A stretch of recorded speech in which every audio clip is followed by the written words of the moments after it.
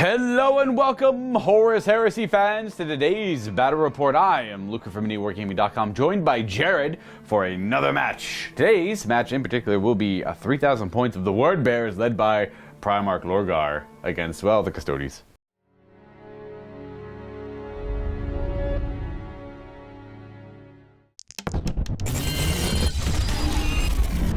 We play and call it work. MiniWarGaming's Horus Heresy Battle Report. All right, let's take a look at the word bearer list first. Now, I will say the errata/FAQ had just come out today as of recording this, and it does make a portion of my list illegal. It's a quick fix for future games, but a lot of it has already been recorded for this game, and I don't quite have the time to fix it up here, but it shouldn't impact the game too heavily, so I apologize. I'll go over what that is in a second, and Jared doesn't mind at all. He's just all for the game going on here. So we have the Rite of War, the Dark Brethren here. And this change shouldn't affect too many Primarchs, mostly Lorgar in a lot of ways, because he wants to bring a retinue squad. But the change here is you have to add the cost of the retinue squad and any transports to the cost of the Primarch as per the 25% Primarch/Lord of War allowance in a list.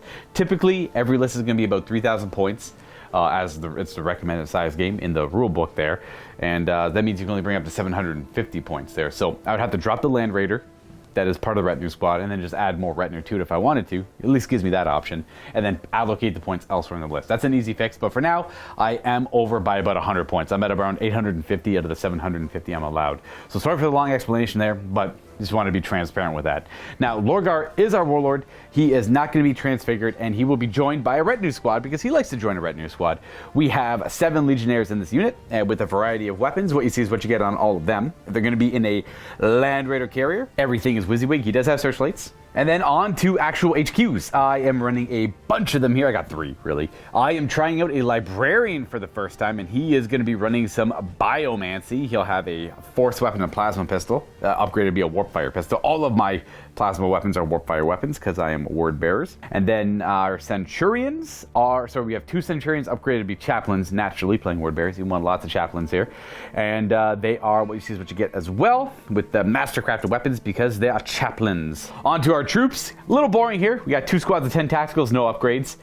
They're just there to be stubborn 6 and hold objectives if I need, and Fury of the Legion. Elites, we got a lot of points invested. We are going to be running Ashen Circle, and I do have a little bit more of these guys getting painted up too, so I'll probably honestly allocate the points to these guys because I think they are amazing, and I'm sure you all agree. We did upgrade the Iconoclast with Phosphex bombs and Artificer armor. Apparently I did. We're running 2 identical Galvorbak Dark Brethren squads, a Power Fist in each. We naturally have the Maragal Dreadnought. It's one of my favorite Dreadnoughts in the game. Of course, I'm going to run him. And lastly, our heavy supports. We got a lot of points invested here too. I'm running a Fire Raptor gunship for the first time ever in this edition, and honestly, for the first time in a long while. I didn't have the points for the freaking Hellstrike missiles. It's honestly 20 points, and it's bothering me. I couldn't afford it, but it is what it is. I hope, hopefully, the other ones do well. And we have the 2 sponson mounted Gravis auto cannons because what you see is what you get on them. And then 2 heavy support squads, 1 with las cannons, 1 with Volkite, and then they're both going to have augury scanners and artificer armor on the sergeant. Sorry for the long-winded description at the beginning. Let's go take a look at the Custodes and see what they're bringing to bear today, because they've had some nice clarifying erratas as well, mostly quality of life things that should have always existed, but now they do for sure. So go check it out. Hey everybody, it's Jared.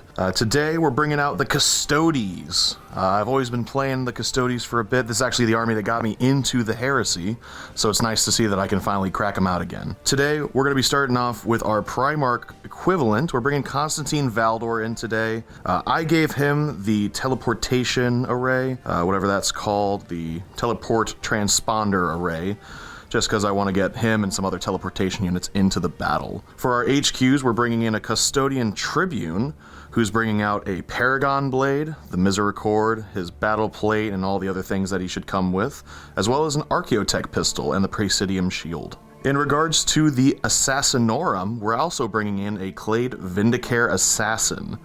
He's coming with everything that he usually comes with. Let's see if he can do a little better than Exodus did the other day. In troops, we're bringing 3 troops. We're bringing a 7-man strong squad of Sentinel Guard with all the things they usually come with. And we've got 2 squads of 3 Custodian Guards with just their Guardian Spears and everything else they come with. I've got 2 squads of Heteron Guard, a little bit different in each one. So we got a 4-man squad who's got 3 Guardian Axes and a Guardian Spear, and then they've also got all the things they normally come with. But then we've also got another squad, the 5-man, where it has 4 axes, 1 spear, and the spear is carrying the Praesidium shield.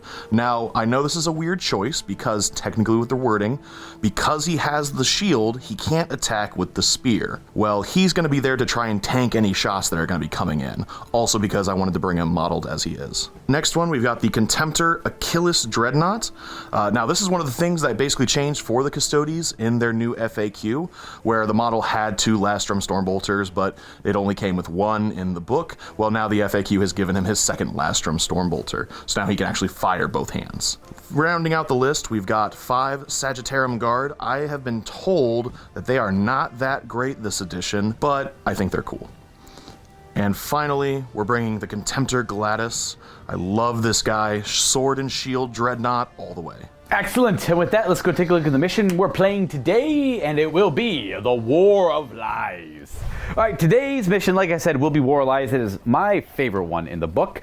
We do have a search and destroy style deployment zone, and to go over the objectives, one has to go directly in the middle, perfect for search and destroy. As you can see here, this building essentially will be the objective. And then we have the other 4 objectives scattered around it, vaguely in the table quarters. And they might be worth some value, they may not be. It only matters to control them at the end of the game, and you'll gain a random amount of victory points. Some might award 0. Now, the main way to win the War of Lies is the death toll. It's kill points. You get 1 point per unit destroyed. On top of that, you get Slay the Warlord, and the price of failure. Neither of us have the price of failure relevant here, but there is no knife fighting allowed in the War of Lies. This is the one scenario where no knife fighting is allowed, only reserves, and that should be about it. And then for the Slay the Warlord part, Valdor is taken as a Primarch slot, so he'll also be worth 2 victory points if he goes down, as well as Lorgar. And it will last 6 turns, so whoever has the most victory points after that will be the victor of this battle. Take a look at the battlefield, similar to a previous one we ran before, but in the interest of time, we're keeping it. But we have a different deployment today, so it should change up the dynamic of the game. A closer look up of the objectives: 1 here, 1 there, 1 there, 1 over there, 1 over here. A deployment zone will be over here, and a deployment zone is going to be over there. We don't know who's going where yet. The mat is from P-Work War Games. It's a 6-foot by 4-foot battle mat. They have other options as well, but I specifically love this one because of the dynamic of the roads and where you can place the ruins, and it does scatter them out in a nice way. You can choose to have something in the middle if you want to, without it being right on the middle of a road, which I kind of always hated, or no, you just have ruins there, or whatever, right? And or just like debris there. And like amongst other things too. A lot of good things you can do with this kind of mat. And then the buildings are from Greenleaf Terrain. Go check them out by going to the description the link in the description down below. He does a lot of great work for us here at MiniWarGaming. This is work he did about 10 plus years ago. So he has since increased his skill, but they still stand. I mean, like, we've had them for that long. They still somehow have survived, though a few of them we have destroyed in the past. And then we have other various kits from Games Workshop and other companies. We have collected little bitty scatter trains throughout the years. I want to remind our Silver Vault members, before I get to the game, that you have access to a lot of discount codes to battle mat companies, hobby supply companies, terrain companies, pretty hefty ones too. So if you're going to buy a large collection, go check that out if you don't know about it. It's on the vault section of the website or in the link in the description below. We'll redirect you to where you need to be. You can be a bronze member and check out what's available and then decide to upgrade afterwards as well as an option. And one last thing is come by and challenge us, like Jared. We're playing Heresy today because he went to miniwargaming.com/challenge and talked to Josh and set up a day to come by and play. We are in Southern Ontario near Niagara Falls. It's technically Niagara, but we always say Niagara. It's the accent and all that. So if you're nearby and you want to come play some more games, I play it all. Go talk to Josh and we will all figure that out for you. We're going to go ahead and roll off now. I'm going to grab a D6 because I'm never prepared. Okay, I always try and remind myself before. It's not even a bit, dude. Like, I got 5. A 5. That's a reroll. That's a 5, sorry. A 3. Okay, Jared. 4? 2. Okay. I am definitely going to go first against the Custodes. For the sake of ease, I'm going to pick this. This side's way better, though. Hey, I'm going to pick this side. This is a perfectly acceptable side to be on. It'll give me room to deploy some of my things anyways. So we are going to be right back. I will deploy my forces first, then Jared, and we're going to show you where they end up. All right, this is where we have our deployment. Again, I went with this side, so I have my retinue squad in the Land Raider. This is where my list is illegal. It's about 100 points over the Primarch limitation there, or allowance, I should say. But I could easily change it up in future games, so drop the Land Raider, put those points elsewhere, or just bring the Land Raider as a heavy support choice instead of the Fire Raptor. There's lots of ways to go around to go about it, but right now, currently, my bad, guys. We have tactical Marine squads ready to rush for that objective over there later on in the game. We got a squad here holding the line on this objective. We got our heavy weapon team, and we have our Ashen Circle right behind them, ready to pounce on any custodians that dare show their face, because a lot of them are in reserve, because they have Valdor in the list. And we have the other heavy weapon team of Volkite, Galvorback, and Marigal out front to kind of like goal keep. Because like I'm not going to be very aggressive with this list. I got the heavy weapons and the Fire Raptor just to force the opponent to come to me, especially if it's custodians too, because they want to rush up to me and hit me with their sticks really hard. And across we have the Achilles Dreadnought, the Sagittarium Guard. We have a guard squad in the back with spears on the objective. We have the Heteron Guard with the Tribune over here, I believe, and then another custodian guard squad in the back. And what's in reserve? So in reserve, we've got Constantine Valdor, and he's teleporting in with a Contemptor Galatis Dreadnought, a 7-man guard squad, and then a 4-man Heteron squad. It's like 1,500 points or something wild in reserve. It's a big chunk, but they're the big beat sticks that I need to make sure survive to get up there. Okay. Relying on reserves, I like it. And that's it. So I will go first unless there's a seize. Oh yeah, we also have the Vindicare Assassin hiding up over here. Now he's relatively safe because you got the one reaction that can make him just... He's in a spot where he can just go down to this level here and hide behind that wall there. So he's effectively impossible to shoot as long as there's a reaction available. But that means... and you don't get any bonus reaction phases, right? Not for the Custodes. Yeah. Their Warlord trait that they have to take... it's okay, but realistically, it's not as good as others. Yeah, so no real reactions for them. They get one per phase. Lorgar gives me an extra reaction in the assault phase, as well as +1 all charge rolls, and using his leadership if they could draw a line of sight to Lorgar. And because I'm playing the Dark Brother and I have to nominate a unit on the table to be the sacrificial unit, I would love to choose the Vindicare, but his reaction lets him just like disappear. So he's actually deceptively hard to kill. We're going to go for that. Weirdly enough, the Heteron Guard Squad, I think, over there. Because that'll be the Achilles Dreadnought would be nice too. I think I'm gonna go for the Achilles Dreadnought still. Yeah, that'll be the target. If I kill him, I get to, or at least do wounds to him. I don't suffer the. If I don't do any damage to him at the end of my turn, I suffer. One of my units takes a Peril of the Warp check, random. I have no control over who takes it. And then, but if I kill him, one of my units gets characteristic augments. They get the favor of the Dark Gods. So that's kind of the idea here. All right, I will be going first unless Jared here would like to seize. I'm going to give my best because the Custodes are always the best. Always the best, and you're going to get a 5. Oh. Is there any rerolls? No. Nothing like that. So we'll be turn 1 for the Word Bearers. We're going to try and do. We're not going to kill him right away. We're going to get a little bit of damage on him. On Word Bearer turn 1, we're actually not going to do a whole lot. We are simply going to move our Land Raider and the Marigal a little bit just to get better shots on the Achilles Dreadnought as we try and put a little bit of damage on it. But I don't want to block the las cannons either over here. Either can see, two cannot. So I don't want to make that any harder than what it is. The Land Raider is going to... like that. Then our Marigal Dreadnought has Move Through Cover and Pathfinder. So he's just going to go hang out over here. He's going to get shots on him as well, just to try and do some damage with that Warp Fire Plasma. And the last game's going to stand still because lots of reasons why. Okay, there. Everything else is going to stay still. The Galvorback don't want to move. They don't want to commit to too much moves, as I guess those move like over here, I guess, because they don't know where the enemies are going to be showing up, and I need them to try and answer most of everything going on here. And then these boys are going to run through the ruins. They're just going to go into the ruins there. Everything else is going to stay still. Let's put these guys. Aha, look at that.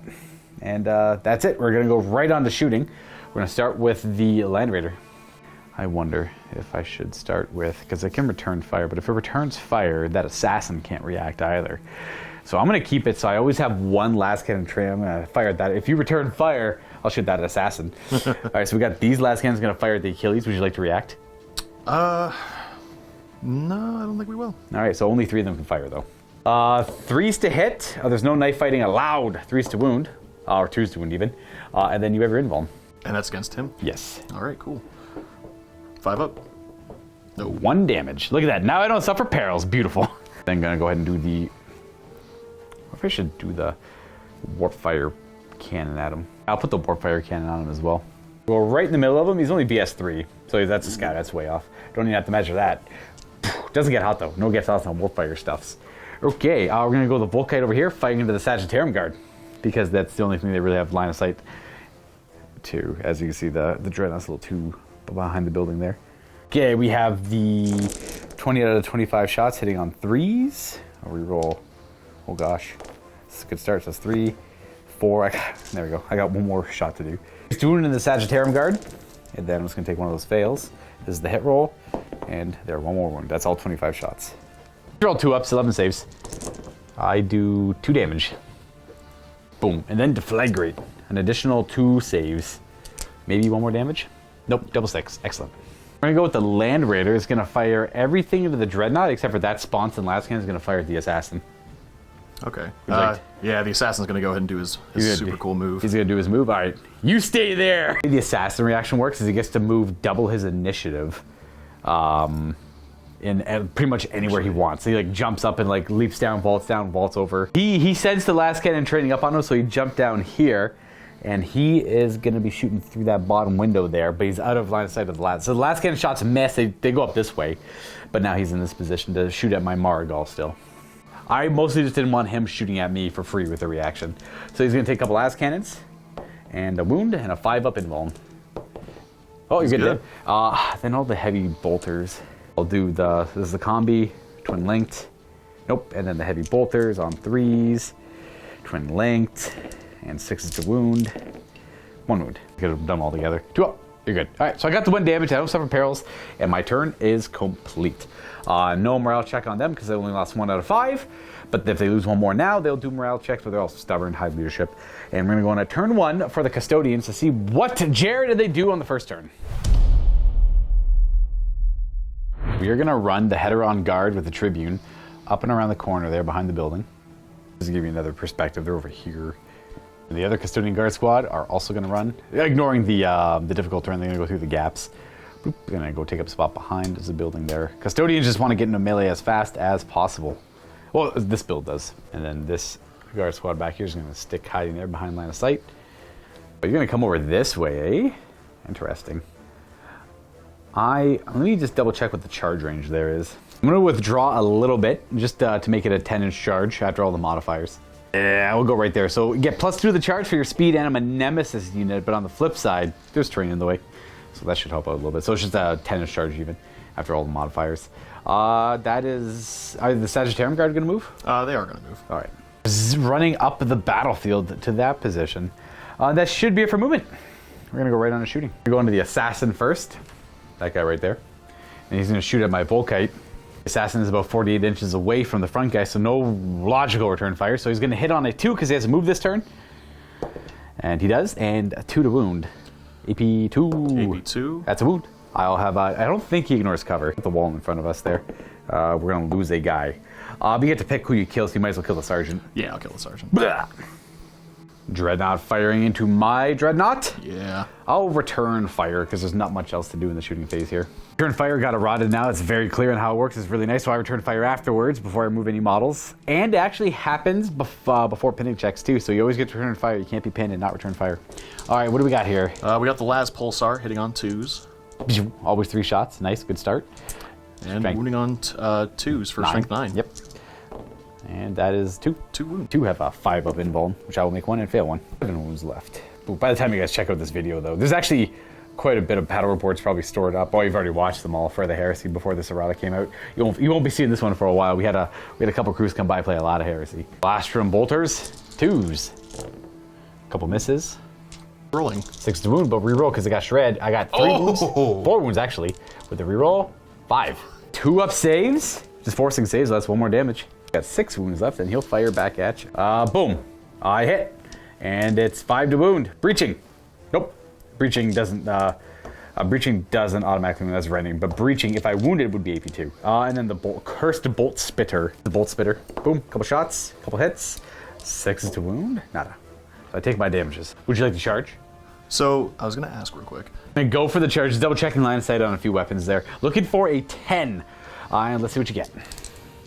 You, sir, get a 5. So you surge forward about right there. Oh, I guess it'd be Yeah, essentially there. You get to go inch and a half because of the... Oh, no, you're right. You're right, 2.5 because of the thing. Yep. Okay, that is it. We're going to go on to my turn 2. All right, well, I'm going to roll to see if my Fire Raptor shows up. It does not show up right away. Okay, so we don't get our reserves. I love reserves. We'll see. It gets one shot. As a rule of thumb, I never bring reserves because I hate not having everything available to me right away. But I haven't run it in years, so I figured I'd give it a shot. It already disappointed me. I'm probably not going to disembark the contents of the Land Raider yet because I got to see where your stuff shows up, and I'm going to need the help. So I'm going to have to hopefully deal with this guy with what I have on the table here, which isn't like unreasonable, I suppose. So we're going to go ahead and move this. I got to get it in a way to put pressure on the Vindicare Assassin so that this guy can't return fire as easily. Interesting that weapon, that 3 strength 9 shots are only AP 3. Yeah, that was... Which is interesting. That means I would have had 2 saves against the shots, and I rolled a 2 and a 5. I get a wound back over here. I swear that would have been AP 2. So, just looking at the profile there, nothing changed in the errata for that. Just double check that. So, okay. Back to movement. I gotta figure out a way to... I'm not too afraid of his return fire. It's not so deadly. It's actually... It doesn't even have Sunder. It's not even that effective against the Land Raider, so... It's kind of... No, okay, we're good. I'm not gonna worry about maneuvering it too much. We're gonna pivot the Land Raider. He's gonna go a few inches. He's gonna go like this again, just to train the guns on that guy there, because we're gonna try and do a lot of damage from this turn. If we can take him out, that'd be really good. I'm gonna keep Gabor back there, Gabor back here. They're gonna stay still. The last guys are gonna stay still. Not all of them can fire at him. Only these 3 can fire at him where he is. Let's search forward. I got a 4th guy I can shoot at him now. This guy still can't see him though, because the building is in the way. But these guys can all see his upper torso pretty clearly. They're gonna stay still. They're gonna stay still because I don't want to push on that objective with the Heteron Guard and the Tribune approaching, so that's not ideal. And they're gonna just act as bodies, I guess, for the slaughter. I don't love it, but it is what it is. So we are gonna start shooting with... Oh, we gotta move this guy. But I don't want you to react. So we're gonna stay where we are. We're gonna shoot with this guy first into... We'll do the last cannon. We'll do everything into him. I'm gonna return fire here because I'm not afraid of the gun anymore on the return. But watch it still... Well, it can't destroy my Land Raider in one hit, but I can do some damage to it. It only has 3 shots, and I have 5 hull points. Okay, roll it up. What do we got? 2s to hit. All hit. And we want 5s to glance. 6 is pen. You got a glance and a pen. So we'll roll up the pen. I got real no cover there. 5 goes to 5. That's weapon destroyed. That does suck. That's the one. I was hoping not a 5 or a 6. That's what I get for my hubris. So I take 2 hull points, and one of my last cannon sponsons are destroyed. Say the left one's destroyed. Because this one will have a little bit more play in the game, I suppose. And I should mark it. I have to shoot with it first. I resolve my shots first. So that's not technically destroyed. So I'll just fire the 4 last cannons. 3 hits, 2s to wound, 3 saves. Bones. I do only 1 damage. Got him down to 4, and then I take my damage. I got to roll my heavy bolters and stuff. So I'll do the heavy bolter and the combi bolter because it's all the same. 6 to wound, 3s to hit, 6 to wound, nada. Boom. We'll just go keep that to remember that sponson is beyond scuffed. Okay, let's go with our last cannons over here. There's 4 of them that are going to fire at the Achilles. Hitting on 3s, and ooh, nice. Wounding on 2s. Oh no! Only 1. As long as I've already done damage, I'm already kind of happy. No damage there, eh? I'm going to put all the Volkite into him as well. 3s to hit. This is all the shots here, so anything that misses is a miss. And these are going to be 5s to wound. So you have 4 saves on you. I'd be happy just for 1 damage.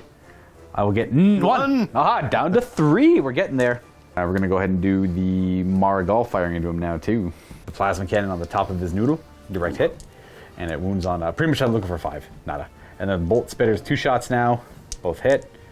No wounds there. And then that should be it for shooting. I'm going to go ahead and charge you. It should be about 8 or 7 inch charge. I'll definitely make it with a 10. Would you like to... I'm definitely overwatching because I know that's the only charge you've got. You could hold steady and reduce my attacks by 1. That's also true. How many do you have base? I'd go to 4, so I just knocked you down to 3. Ooh, in that case, yeah, I'll try and hold steady then. Yep. You automatically passed your fearless. Oh yeah, that's right. It's a morale check. Cool. What? Yeah, Lead Joke fearless, yeah. That's right, yeah. One cool thing about the errata too, which they clarified, was a lot of people were talking about it, was and the rules is written 100% it worked that way, but they had to clarify in the FAQ, I suppose. Hold steady, where it takes one thing they did clarify, which I liked, is if you fail say you're not fearless and you have to do the morale check and you fail, you do fail a morale check and fall back. And then if I roll my charge, or the opponent rolls the charge and catches you, you are swept. You don't get to react again. You automatically get destroyed, which is a nice change. I'm a big fan of Very that. high risk, high reward. Yeah, because I think hold steady is like way too powerful. So it needs a massive drawback like that. But then again, I'm a little biased. I play a lot of melee armies. So we're gonna make the charge. We're gonna go on in there. We'll fight right here, you, me. Bam, bam, bam. This is kind of a gamble, though. I'm not in love with this. But I do go first. Sure, that's right. 5, it's Murder Strike 5 up on his attack. And it's brutal, too, so you have to save against both of them. So even if I get 1 through, that could be 2d3 damage. But I have to hit you on 4. Your weapon skill 6? I am weapon skill, so I get better because you're a nemesis as well. I'm a 6 as well. I need 4s, baby! Yeah, I got a hit. Ugh, I want a 5, though, to wound. Oh, no. That's the dice, though. That's not my bad. That's not my fault. No. Me on 4s. You get the extra attack, though, because that... Nothing. Oh. All right, so it's just a wash. We just bounce off each other. I have It Will Not Die. There's another one. I gotta get rid of these dice, dude. I'm usually not paired up, but this is getting a little suspicious. Okay, that's it. That's the end of my turn. We're on to turn 2 for the Custodians. I should note that I did do a damage on them earlier, so I don't have to worry about the perils. Yeah. Your turn to see if you can get a 3 up. If you do, I'm in a bad spot. Not really. It's just, okay, yes. They are showing up, so we get to figure out where. It just puts a clock on this game. I would have liked one more turn. I would have loved to kill him on this turn, so I could have boosted up and then come out.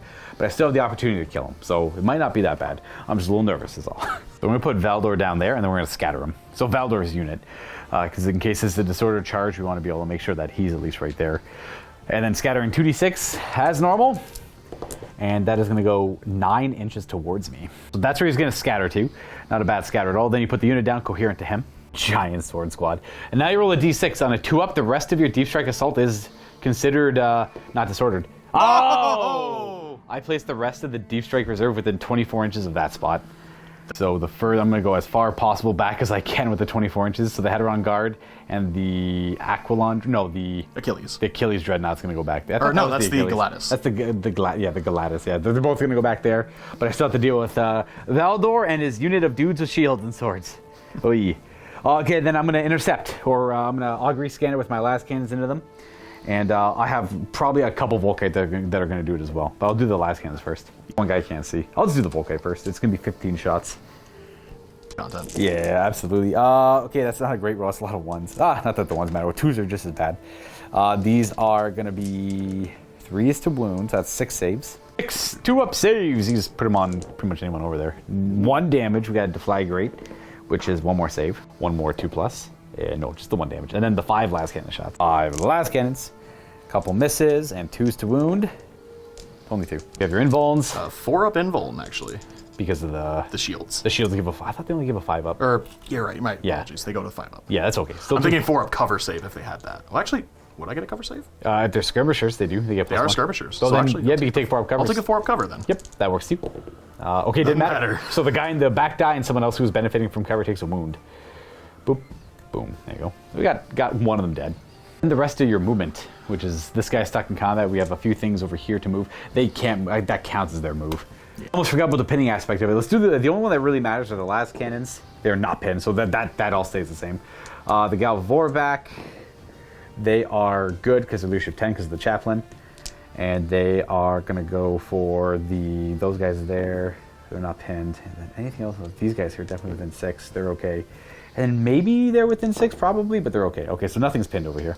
All right, so we got the 2 squads of Heteron Guard that are, well, not the second squad, but the first squad here is going to run to catch up. Those ones do count as moving this turn. The Heteron Guard in there, the Custodian Guard squad with the Guardian Spears run through the ruins there, slow down a little bit. Then we have the Sagittarium Guard. They're just going to move up into the sandbags. And they got their guns trained on something. Okay, I assume they're just going to stay on the objective back there. Yeah, they might as well hold it just in case you guys start pushing this way a little bit. And then Vindicator, he's definitely happy where he is. Yeah, he's got more shots at the Volkite squad still. So we're going to go right on shooting. The Vindicator who's in the ruins there is going to fire down there. Again, 2 to hit. Pretty much 2 to hit, 2 to kill. That's a hit, that's a 2. And then that's a wound. That's a murder strike? Murder strike. I just have a 5-up cover. We're good. No. It hits the only wall instead. We're going to Sagittarium Guard are going to fire into the Gal Vorvac. Assaulting heavy bolters. Many shots, 2s to hit probably. Yeah. And 4s. Just 3-up armor. I feel 3 of them. 5 of feel no pain. I take 1 damage, okay. Let's take the wound on that guy there. Guardian Spears next. They didn't run, they're gonna fire. Choose to hit with the spears. 1 miss. And then they are, you said strength 4? Yeah, strength 4, but they do have shred. 5s to wound with shred. I see 2 wounds and 3 rerolls with an additional nothing. All right, AP 4. All right, so 3 wounds. Or sorry, 2 wounds. And I make both saves. These guys can shoot still. They showed up and they got a variety of weapons. They're gonna fire into my Galvor back. A hyper velocity bolter somewhere. Whoever has that. Valor, okay. 2 shots, 2 hits. And strength is 4 to wound. I assume it's AP2. AP2, yes. AP2, so I have a feel no pain. I fail it. I take a damage. Boop. Right. And concussive 1. Concussive 1. That's a leadership check at the end. I don't know if it, yeah, okay, they're good. I think it's at the end of the shooting phase, but we're good all the same. These are all the sword pistol shots. Strength 4. Are they shred as well? They are shred. Okay, 5 to wound with shred. And the reroll, 2 more. 3 more? 3 more, yeah. 3 ups. For no damage. You're gonna go ahead and charge. Just charging them, I assume? Yep. All right, I will. Well, see what you charge. You can't really fail. You get +1 of the charge. It's actually +2 because I'm a nemesis and you move fast. So you could choose to take the -2 and you're still good to go. I will hold. And I passed leadership 10 on the chaplain. Yeah. So disorder charge, but that's it. Failed there, and I rolled 2d6 to run away. I would have ran this way, and if I didn't roll higher than that charge, then I would have been wiped. Again, there's something about them being corrupted. They actually, I don't think they ever flee to morale checks. I think they just take D3 wounds instead. But I would look into that a little bit more later on. Oh, by the way, the characters are of course corrupted. They have to join the unit. Over this is where they charge in. Valdor will go first. Do you want to issue any challenges? Yeah, Valdor is definitely going to issue a challenge. This is kind of like a scuff combat for both of us. There's like no tricks here. We're both chosen warriors, so I can just accept it with that 1 wound Galvor back, and then Valdor's attack just gets sunk into him. So there's no point in really issuing a challenge because you guys are all chosen warriors too. So it's just like that's fair, yeah. Yeah, I wouldn't. Yeah, like you issuing a challenge with Valdor is kind of a throw. But you wouldn't, like, the chosen warrior rule is, like, really gross. And Valdor being a Primarch, just put his, especially him being a Primarch, he put his attacks wherever he wants. So there's no point in either one of us issuing a challenge. There's no real trick to it. Like I'll issue a challenge with this guy, which is actually not a bad idea because he's got 1 wound. So I'll at least issue a challenge with that one guy, so you have to accept with some custodian, so his damage can't spill over, I guess. Okay. I'll accept it with my 1 wound. Haha! The wounded ones will issue and accept the challenges. Okay. Yeah, we'll all be fighting. Okay, so you go first with Valdor, I believe, because he's got the warlord trait that gives him extra initiative. Plus, he's probably got already. He'll be initiative 7. Yeah. So we are going to go ahead and attack with Valdor first. So he has 5 attacks base because he disordered charge, and hitting on 3s here. +1 for the nemesis. Yes, 6 attacks. That's right. Because you always get that in a prolonged combat. Doesn't matter if you charge or not. So 6 attacks on 3s. Okay.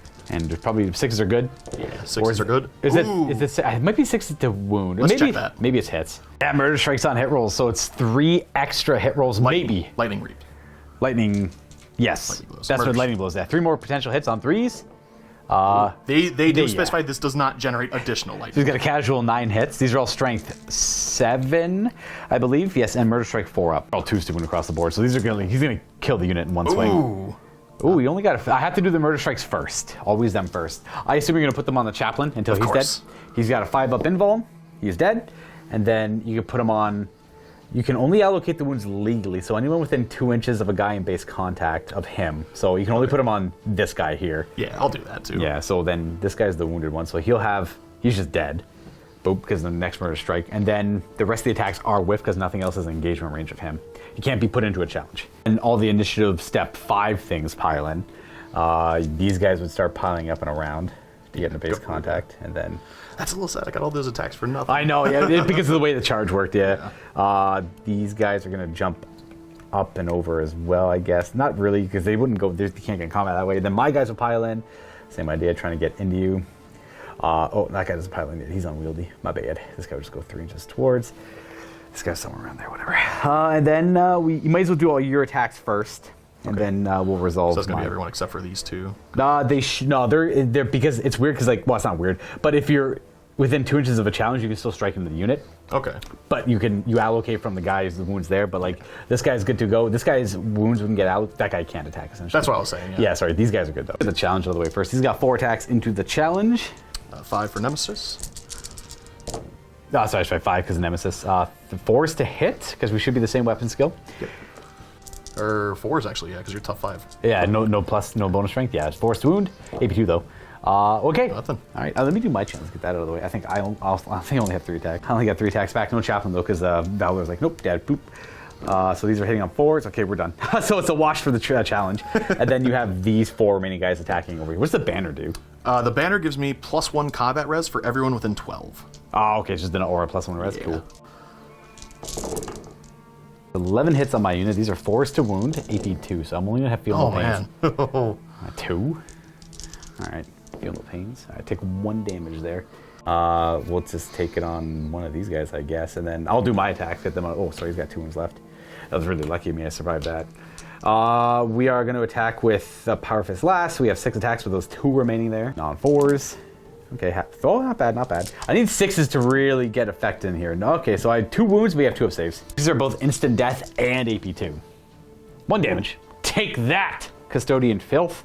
And then this guy would pile in his 3 afterwards. He'd end up pretty much in base contact with this guy. Bloop. If not, still attacking. He'll have 3 attacks because there's no more Dark Martyrs. I hit on 4s and 2. That is strength 10 AP. So you just have to, you got a 5 up invuln on the wounded guy. He is dead. Look at that. So effectively not a whole lot with the Power Fist there, but still getting some damage in there. So I definitely lost that combat. I don't even want to do, I did like 2 wounds to you. You did, well, I guess you only did, you did 5 to me. So I lost. And then I get +2. Well, you get +2, yeah, for the Warlord Trading Banner, but I'm stubborn. So boom. Behold. And then because we held, combat's ongoing, you pretty much get to whoever you'd rather. I assume it doesn't matter who goes in. We're just gonna get it. Boom. Yeah, you'll keep going that way. That guy would go up and around technically. Boom. Combat stays where it is. Valdor keeps pushing in. All right. So the Galvorback hold, which is what they're pretty good at doing. They're even if they fail the stubborn, they never run. They only take D3 additional wounds. So they're gonna try and hold, and we have to do that fight over there. Oh yeah. I have my hopes here. Forced to hit, not bad. I need to see 5s and 6s again. Ah, we got 1. This also wounds, I believe. Yes, because of strength, good enough to wound on 3. But these are brutal too. These are instant death. So you owe me 2 invulnerable saves on that, and each one you fails D3 damage. Okay, so we'll do the instant death then.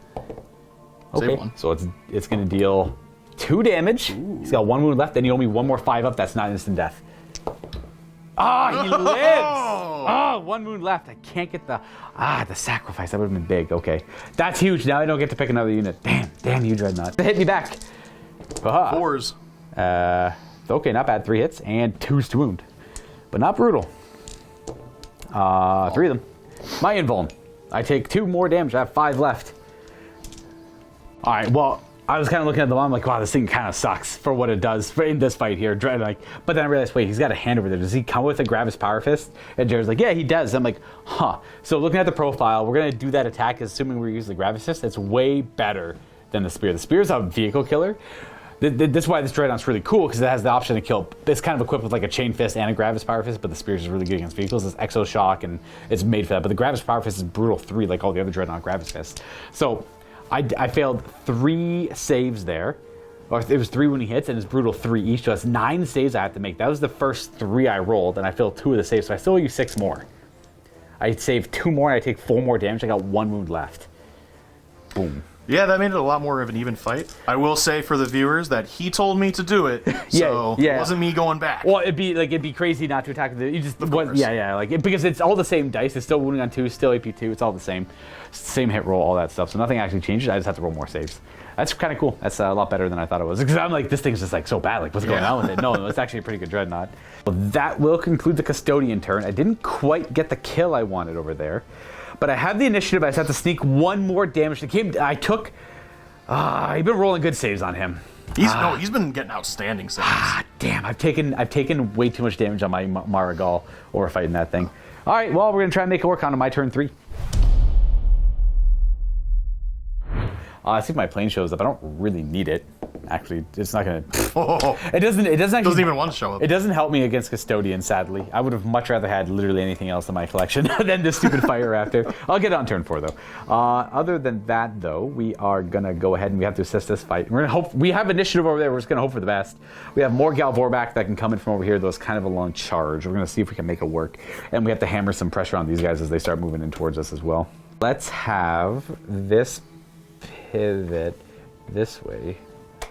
Oh, well, actually, I'm gonna go back and pivot that way. And then we're gonna pivot this way and we're gonna disembark. We'll pivot it that way, we'll disembark from here. And then we wanna shoot that last cannon down that way. Okay, disembarking without reading. I actually don't want the librarian to be a part of this fight really at all, because he can get killed by Valdor, which is not ideal. He has no feel, no pains. Only the command squad gets the feel, no pain. But he's got the Biomancer's Rage, which is really good at killing custodians. So hopefully nothing bad happens to him, but I'd rather him just like leave the unit and then all that fun stuff. But I don't know if he can leave as part of a disembarkation, which is fine. I'm not going to read too deeply into it, so I won't worry about it. We're going to have these guys all hang out over here. They're all going to disembark. We're going to try and keep the librarian in the very back so Valdor's attacks can't get allocated to him. In fact, I'm going to move him even further back. I have to try and like manipulate No, yeah. You don't want to be a part of that. Without like knowing how the charge roll is going to go, weirdly enough. So I have to do something like this, I guess, like keep him as far back as possible so the Valdor can't snipe him. I don't really care about the other guys. The flag's kind of important too. I'll keep the flag in the back as well. There we go. Weird, like, heresy stuff. Keep you guys way in the back. Wounds can't get allocated to them if you care about them. So that's how they'll disembark. They won't hit any of the difficult terrain there. And we are going to move the other Galbor back as well. They're in difficult terrain though.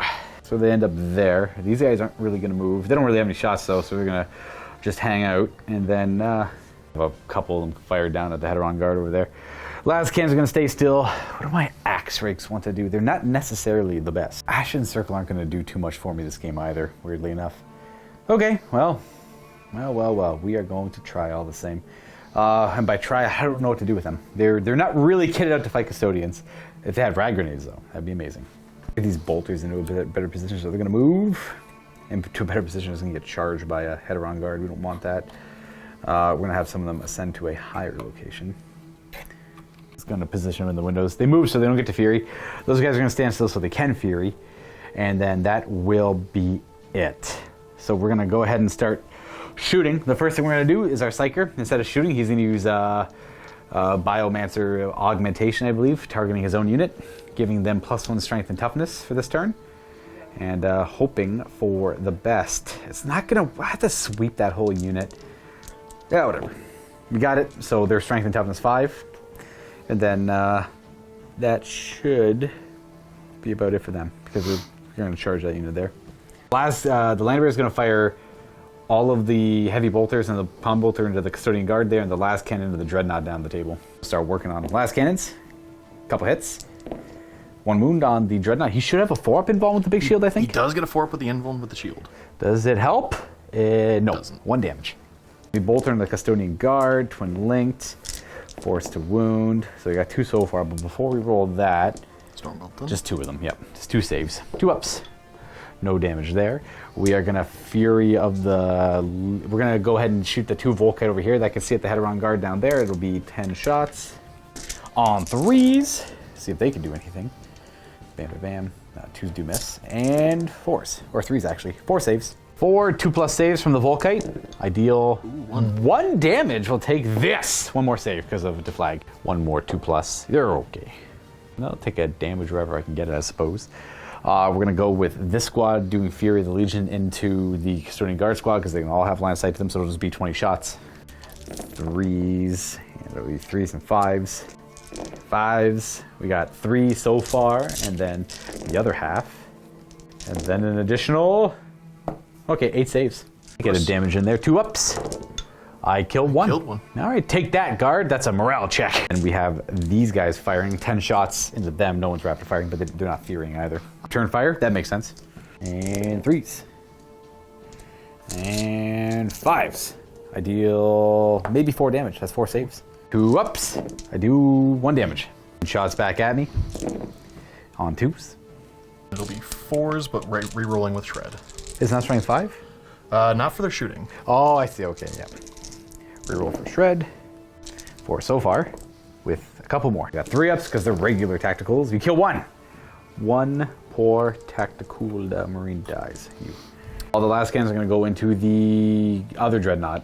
Not the Achilles, but the Gladys. The Gladys. Oh, they all hit. I got 4-up invuln. We'll see. 5 saves. 5 4-up invulns. It takes 2. 3. Oh. Saves. Oh, sorry, yeah. Yeah, I was 3 looking at saves, saves. So that shield stopped 2 more. He could have taken 4 damage. They're down to 1 wound, but he's already down to 3. We're working on him. This Custodian Guard squad with spears must do a morale check. I think they're stubborn 9. We'll roll and find out. They're 8. They're definitely 8. Charging, I just have... I'm going to go for that unit there, see if they make it. They get +1 to the roll. 8 inches? Probably not enough. Definitely not enough. They surge forward there, and then we have Lorgar's unit charge. Oh, I have +1 to my charge. I don't know if I had line of sight to Lorgar, though. I probably did not. Invaders in the way there. That's my bad. I forgot about that rule. I only remembered it afterwards. Yeah, it was the 9-inch charge to make it in, so I failed by just the 1 there. That's okay. We're going to have Lorgar declare a charge in. Can't fail. 10 inches now. I do have to go the full 10. Hello there. Valdor into Lorgar.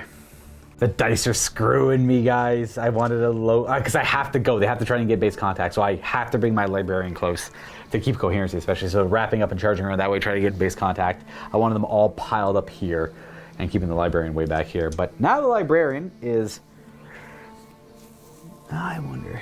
No, because something has to be within 2. I guess I could maybe... No, like they have to try... whatever. I'm not going to worry about trying to manipulate it. It's only because of circumstances like this. Chosen Warriors on Chosen Warriors with Primarchs in the unit, it's really hard to keep your support characters alive. It's actually impossible, really. All right, that's it for that charge. That's it for all charges in general. I'm going to go ahead and do a fight over there first. Get that initiative on you. Oh, I hit 3 times. He's looking good. All of them wound because the strength high enough. That one's instant. It doesn't really matter, just 3 invulns.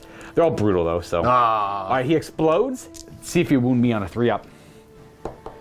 No. No. Oh, no. I do take it out. I don't believe my Dark Favor triggers immediately. So I do get to assign the Dark Favor immediately. I have to pick a unit, any individual choice. I'm thinking, this is where it always gets kind of tough. I can buff up these Gal Vorback, but I think I need the buff right now.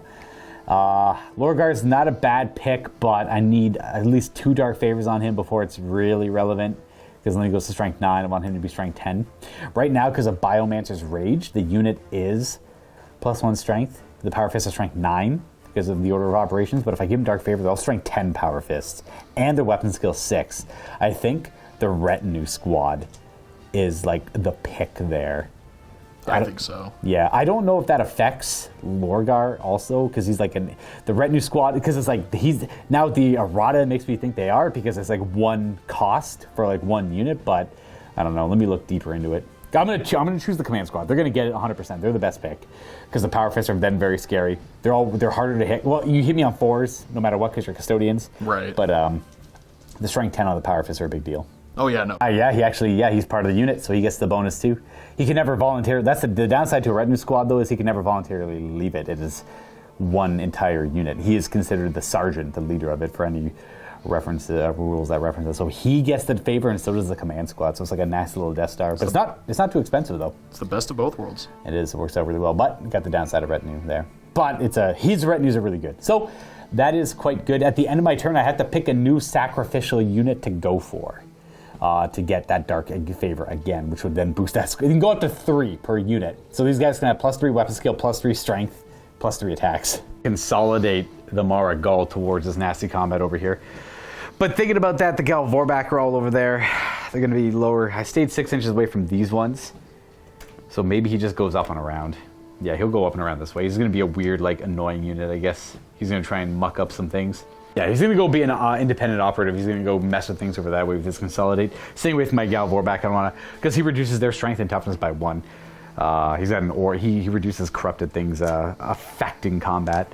Okay, on to this fight over here. I will not be issuing a challenge because there's no point to... Oh! My Librarian is going to issue a challenge. Yeah. I'll do that. Interesting. We already have a challenge. My bad. We already have a challenge. Oh, okay, yeah. Sorry about that. They didn't actually... I'm surprised they didn't kill each other. That was pretty fun. It should be this guy's got a wound. No, he's also got a wound. Oh, he got the die. That was from an outside. That was an outside one? Okay, so he's got a wound. He's got a wound. No, I thought he died to the Power Fist. Yeah. Well, yeah, you did, and then you did another wound with one of the other Val Vorback. Or no? No, I think because the Power Fist attacks last. That was the last wound I did, and then I did my leadership check. So then in that case, yeah, you shouldn't be wounded. It should be that guy, because this is my 2 wound guy. That's my wounded guy in a challenge. That's your one guy. I see. Those are your dice. Yeah, my blue I see. boys. Never mind. Yeah. So yeah, it was right the whole time. There we go. Beautiful, beautiful, happy challenge. Okay, well, in that case, we got to look at initiatives. It's going to be between Valdor and Lorgar, I suspect. His strength and movement and weapon skill are all increased on him. Okay, so I'm initiative 6. I think Valdor goes first, or is he also 6? He's also 6. He would only get the +1 if he was also in a challenge. All right, well, it's my turn. I'll take the honors and attack first, I suppose. All right, Lorgar's getting juiced up here a little bit, so he's got 5 attacks base, Illuminarm, and his pistol, which I can't, the name escapes me right now, gets him an extra attack. He's got a Favor of the Dark Gods, and he charged. There's no Disorder charge here, unless, like, you have any rules that make all charges against him disorder? No. They would have had to stand fast. Yeah, just that normal rule there. Okay, Weapon Skill 7. We're hitting the majority Weapon Skill 5, so we're hitting on 3s. Illuminarm is Mastercrafted. And these are all Strength 9. They're not instant death, but they're brutal 2. So 2-ups. Okay, so I have to assign 5 of these, and I can only put them on, weirdly enough, these 2 models. Because the same reason. The same thing from last combat. Correct. Your turn. I can only put them on models that are within 2 inches of the guy I'm in base contact with. That guy's in a challenge that cannot be allocated to him. So I'm going to put him on this guy till he's dead, and then Valdor takes the rest. Okay. First one of 5 on him, he takes 1 wound. Yep. And then he'll take the second one, which will hopefully kill him. So you get 2 more. Saves Oh, it. he eats it with his shield. So third one. Okay, he dies. So that does kill him off. You got one of them dead. Valdor takes 4 saves, which I assume he's got a 3-up invul. He has a 3-up invul, yeah. And he'll take 0 damage. Okay, good. And Valdor gets a swing at the same time. 6 attacks for Nemesis, but I can never hit worse than a 4. Yeah. Oh, you're hitting on 3s anyways, because you're attacking I'm weapon skill 6 with my unit. Oh yeah. So then 3s anyway. Lightning blows, please. Oh, actually, kind of didn't do super well there. No. Oh, I got 3 of them. These are strength 7. I'm toughness currently 5, so 2's to wound. 2's to wound, murderous strike 4+. Okay, so I got 1 non-murderous and 2 murderous. So I got to do 2 murder strike saves, eh? And they're AP2. And you choose where I put them. Yeah, I can put them into anything here. So what can I target? You have to hit the command squad because you're in base contact with the command squad. Okay. So it has to I can be hit the banner, Lorgar, or the guy next to me with the fist? You can hit the fist, Lorgar. The banner is that guy's. I guess I could have got that guy out of 2 inches if I wanted to. So it'd be banner, Lorgar, or the power fist guy. What does the banner do for you guys? Gives me line. Gives me obsec on that unit. That's not the most important thing in the world right now. I do think I want to get rid of that power fist though. So it just kills the power fist. I have no save against it. So 1 for the power fist. So murder strike gets through the feel no pain. They have 2 wounds each. So boom, and then you can do the other one on the banner too. Yeah, because Lorgar can't get instant death, right? Correct. Does it do like additional damage to him? Or? No. Okay. And then Lorgar just takes the damage. Lorgar will have 5 remaining wounds. He also chose to give this Galborback squad a 4-up invuln save for the battle round as part of his Fortress of the Ward ability, I believe. Okay, and now we go down to initiative 5, which is everything else essentially. Want to do the challenge first? Yeah, sure. Let's get the challenge. Let's do the pile-ins if we have any. Are all your guys in base contact? I think so. It looks like they are. My command squad is probably initiative 4, but this guy has to pile in. So unfortunately, he is. Well, he won't until after the combat, though. He's initiative 5. Oh, is he? Oh, yeah. Yeah. So he's gonna pile in. He has to go up and around this way because there's an opening now. So he'll go there, but he can't break the coherency. Yeah, and then the attacks have to go into Valdor. Boo. Because he instant kills all these guys. And I'm getting the pile-ins can really screw you sometimes, but based on how it's all random though, so it's a lot out of your control. So he piles in there. They don't pile in yet. Your guys are already all in base contact. Let's do the challenge first. I am gonna roll first, and we are gonna roll up 3 attacks. All 2 of them hit, and these are. That's instant death AP2. So you have a 5-up invuln. Aha! Ugh. But you get to go. You get to hit me back. Let's see. Did they trade? I got 2 hits. 2 hits. No wounds. Ooh, so I kill your guy. You don't kill me. I get the challenge kill. Goes to me. And then I'll go ahead and resolve the rest of my attacks at initiative 5. He'll do his Biomancer's Rage, which he passes his psychic check.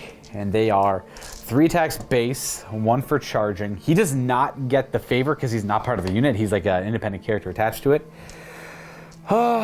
So 4 attacks plus 1 because it's a melee weapon plus his pistol. These are all hitting on weapon skill 5, so he's hit on 4s.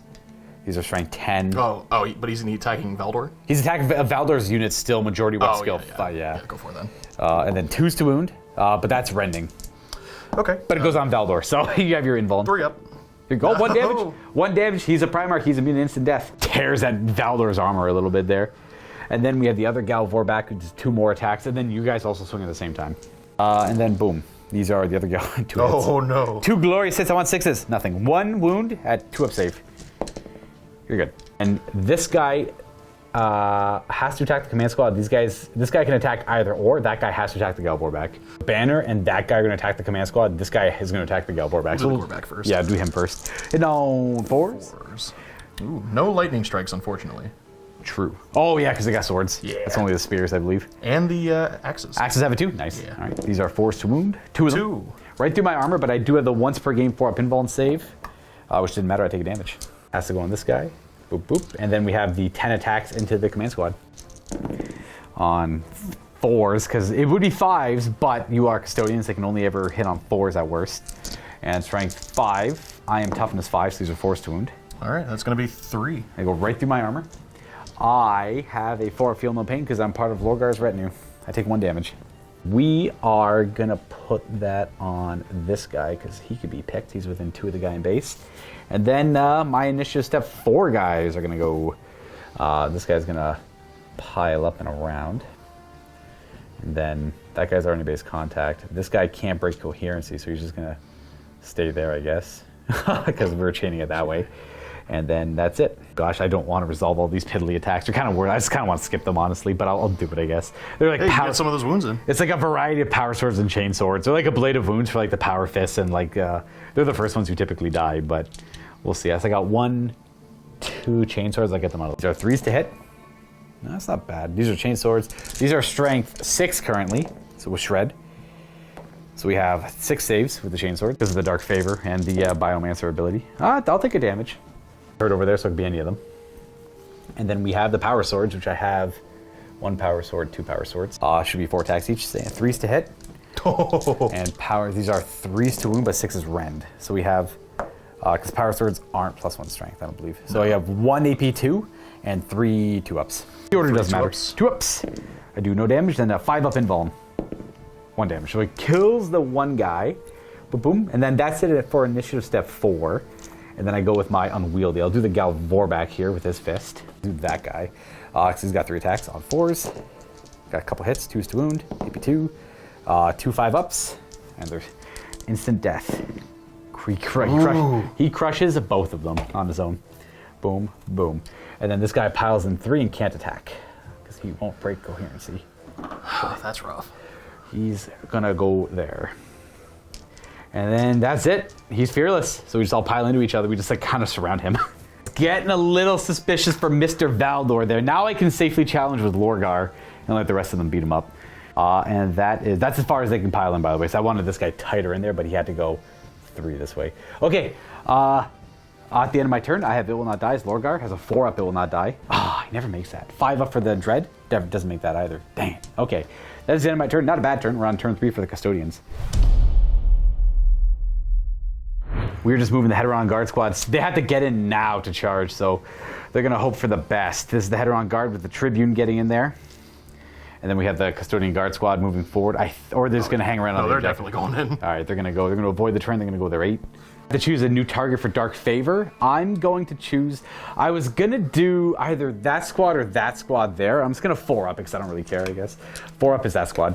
All right, it's the Dreadnought over there. I'm going to run the Galactus? Galatus. The Galatus Dreadnought forward, because he's not going to get there in a turn of moving. He's going to get there fast, though. The Heteron Guard squad are going to hop over the sandbags, moving their 6. We are just going to have an endless mosh pit over here. What I should have done if I was smart, put the Ashen Circle random right there, just to block the Heteron Guard for a squad. I didn't think I'd do that much damage over here, though. I didn't think I was going to get the Dark Favor in time. This Eternal Mosh Pit, move on. All this stuff moving. They haven't moved yet. We are moving this Custodian Spear Squad 6 inches through the ruins because it's difficult. And we have the Sagittarium Guard to move still. Sagittarium Guard move up over the sandbags there too. Okay, we are on to shooting. Yes. Shooting. What would you like to start? So first, the Heteron Guard here. Actually, I think I cheated a little bit over here. You'll have to excuse me, guys. I don't have coherency. I shot with one too many guys. I'll fix it like that. We're going to start with the Guardian Spears into the Dreadnought over there. Yep, right here. Okay. Before we do that, we had to correct one thing in the movement phase. The Custodian Guard here and the Sagittarium Guard, all of this is staying 12 inches away from the Gal Vorback, so I don't react on the movement phase there. Everything else is A-okay. These guys probably should have reacted. Wasn't really gonna plan on it though, because if they charge over here, that's okay. I suppose to muck them up while I try and deal with that, then I can go in and have some fun over here. And shooting into my dread. No kill, please. 3 misses. Okay, somehow. Look how big he is. How'd they miss? 6s with shred. And then I have a 2-up shred. No successes. Nah. Nada. All right, right off his armor. Header on guard over here. Gonna shoot into my dreadnought now. They have the same weapon, I assume. Yeah. Yeah. The spears and the axes all shoot the same. Gotcha. Nice. With shred. 2 misses. Got 6 hits, and we were looking for 6s. I see 2. That's a good start with shred. Is this the end of the the Marigal? Dramatic effect. Oh, double 6. Nice. Vegetarian guard are gonna fire into him now. Same idea. Let's see. You got a lot of bullets going his way. 2s to hit. No shred, so you're gonna need 6s. But they don't really have any other targets, so might as well. And 6s. I see 2. That's double save. All right, so he lives. Some of the shooting. We have more shots over here. Oh, I guess you probably want to charge there, so not a whole lot of shooting. Yeah. We'll do Vindicare, though. He's going to fire into those guys over there. The Galvor back there. Alrighty. Let's see what he's got. 2 to hit. We'll see what he's got line of sight to pick targets afterwards. That's a wound. Murderous strike. Instant death as well. That's not good. You got the chaplain or the regular dude, eh? What do you want to kill? Chaplain's got invul and the other guy's just dead. Yeah, I think I want to just go for the dead guy. Because Hatred's strong for the first round, but also I want to make sure I can reduce all those good attacks as much as possible. Alright, so I'm going to pop this guy. I don't think there's any cover in the way. We're only really treating those as cover if you're like up against them. Boom, so he's dead. He's shot down by the Vindicare. The real shooting, because we want to support Valdor, and you have to charge what you shoot. So, on to charging. Alright, let's start with... I have no reactions either because I'm engaged here, yeah. So we'll start with these 2 guys. Well, I guess I could have evaded that. Can I ignore evasion? I will, because I know there's no other shooting that I care to evade. We're going to evade, or attempt to evade there. We do. We ignore it. We get the guy back. So it didn't matter who he went for there, I suppose. And turns out he dodged the bullet. Or wherever he was. Matrix style. There. All right, so here's the charge over here. They get +2 to the charge. And they're going to roll... Oh, yeah. Oh, yeah, there we go. Well, it'll be -2, so it's an 11 inch charge. But then +2. Yeah, exactly. They're in no problem. They're all rushing up this way. And then does block some of the Guardian Spears, but not fully, so they're going to try and charge up and around it. Guardian Spears! Same idea, +2 to the charge. Oh, yeah, they're no negatives there, just a 9er. So they're going to go right for that guy there, yep. And the other guy's going to go... Anything over here. Brutal, brutal, brutal. Well, we're going to just fight through it all. We're going to make it work. Okay. So the first guy, do you want to issue any challenges? No. Yeah, same. We're just gonna let the dice flow. So we still have our Feel No Pain on the Galvor back in the middle until my turn. And there's still 4 there somehow. I thought I lost a little bit more, but I didn't, luckily. I lost a lot of other stuff. I don't have the bonus strength for my Librarian anymore, because that's only on the 1 turn. And because I was locked in combat with Valdor, normally what you could do is when you get charged, you can react by overwatching and then cast a psychic power. So it lasts in the Sol phase. But I was stuck with Valdor, so they can't. The good charges though, good charges. No, so that was great. We're gonna try and make it work here. So Constantine, Valdor, and Lorgar go first. I'll let you go with Valdor first, and then Lorgar goes at the same time. You are hitting on 3s because you're attacking up skill 6 unit. Yep. Ooh, and 3 lightning blows. And 3 more. Brutal. And wounding on 2s. Murderous strike 4+. That's the big thing there, yeah. 1 fail. And 4 murderous strikes, which we have to do those first. There's 4 of them. And you get to choose where they go. Okay. So we got anyone in base contact with anyone within 2, so it's these 4 models. Because all the attacks went on the command squad. Yeah. So we got Librarian, Chainsword guy, Power Fist guy, and Lorgar. Those are where the attacks go. I assume we want all the instant death on these guys here. We'll put 3 of the instant death on them. Well, all of them, yeah. All of them have to go there, yeah. So it'll kill, that's 2 of them. There's 2 left. So I got the Librarian. He dies, and then Lorgar just takes the last one. Oh, jeez. Oof. Luminarm. Lorgar just has the instant death and the other saves. He takes 1 damage. Still, though, Valdor showing just like spiking lightning strikes like nobody's business. Lorgar gets to go at the same time. Who has some attacks? He's got 5 base, 1 for the Dark Favor, and 1 for the double weapon. He's gonna attack into Valdor. These attacks have to go. All these have to go into Valdor. We hit him on 4s, but we're mastercrafted. Oof. And these are 2s to wound him. This 1. Oh no! Up save. 3 up. Takes 1. He's down to 3. It's okay. So we are gonna go ahead with a now initiative Tribune, I believe, is next probably. Yes. So he would just pile in. To the command squad there? Yeah, he'll strike everything in the command squad. Okay, well, to note, I could have issued a challenge with Lorgar, but then you could have just stopped it. Jared could have just stopped it with issuing a challenge with anyone else here, so it doesn't actually really matter.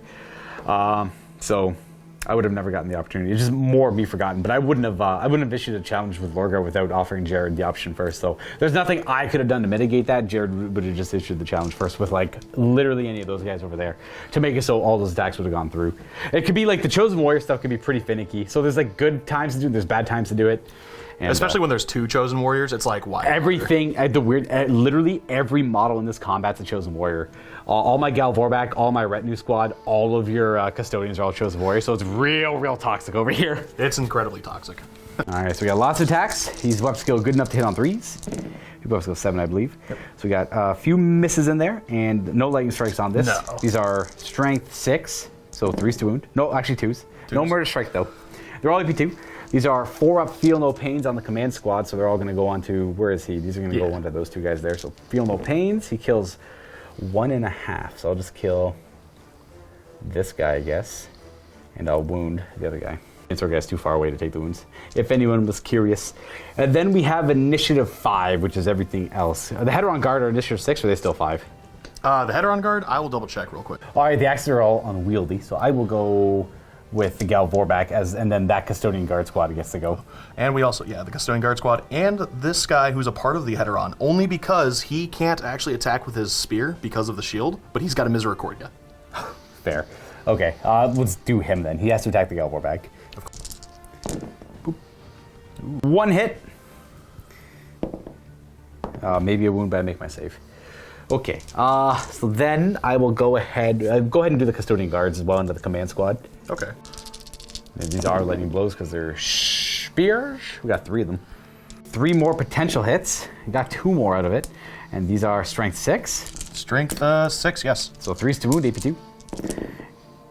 We have 4 feel no pains of 4 up because of Lorgar for this round, so 1 wound, which does kill the power sword. Finish. That is the command squad. That's right. Yeah, it's just the 1 wound, right? Yep. So it kills the power sword. He actually doesn't get the swing because that is a different initiative. And then I got to figure out my Gal Vorback heals. This guy can attack the Heteron Guard. The other guys have to attack Valdor. Interesting. Okay. So I guess I'll do that. Let's do all 3 of them into Valdor, I guess. Why not? Fair. Let's just put pressure on him. Well, he hit him on 5s though. Yeah. Let's do 1 into the Heteron Guard here, and then the other one's into Valdor. The Heteron Guard, we got 2 hits, and 6 is nothing there, not even worth rolling that. Then we have 6 attacks into Valdor. Boom, boom, boom, boom. Only hit him once. Nada. And then that will be it for my initiative 5 strikes, and we go to initiative 4, which is just this 1 command squad guy who's already in base contact, so he doesn't pile in. He's going to turn to face, and he'll attack with his chainsword. 3 attacks, 3s to hit, and 3s to wound with shred. 2 of them, and the guards 2-up saves because it's just a chainsword, no damage. And then we have axes and fists. Axes and fists. I'm gonna get my fists out of the way. They have to attack Valdor. 3 of them. Not ideal, by the way. It's like 2 wound. He got 3-up invuln on Valdor. He's good. And then you get to do all your axes. All the axes pile in. This guy's got a wound left, so he's got to take the first ones. On guard hitting on 4s. They're only with skill 5, but they have a lot of attacks with their axes. And they're all strength 8. But I get my feel no pains against it. 2s to wound. So a few fails. And IOU 5. 11 feel no pains. All right. Boom. Feel no pains. I got a 4-up because of Lorgar for this 1 turn. So you're going to deal 4 damage. So that finishes this guy's got 1 wound.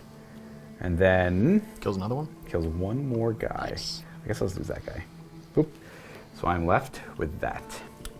So 2 Gal Vorback, and that's all the attacks resolved. So I definitely lost this combat.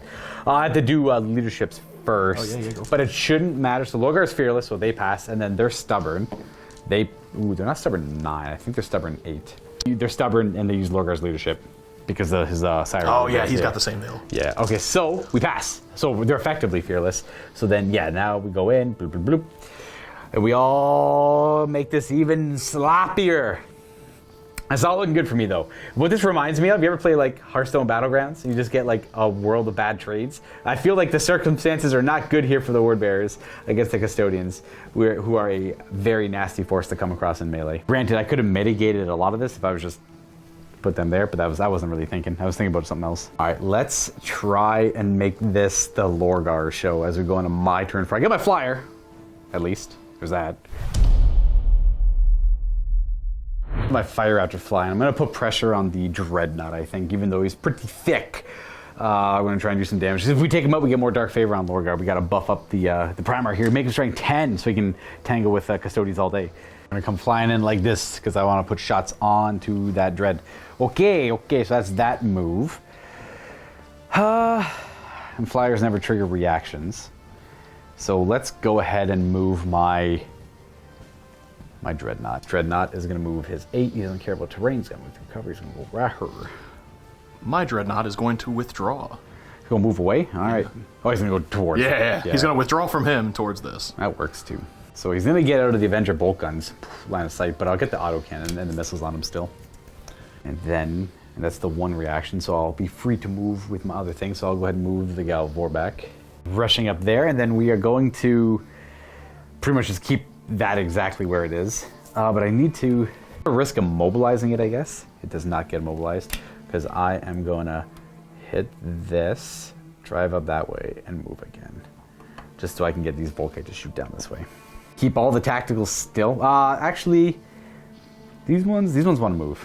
Guys on the top level are dropping down. It's all difficult terrain. We got these guys poking out over here. They're going to try and make some moves for that objective at some point, but we're going to have to... This meat grinder's got to resolve at some point.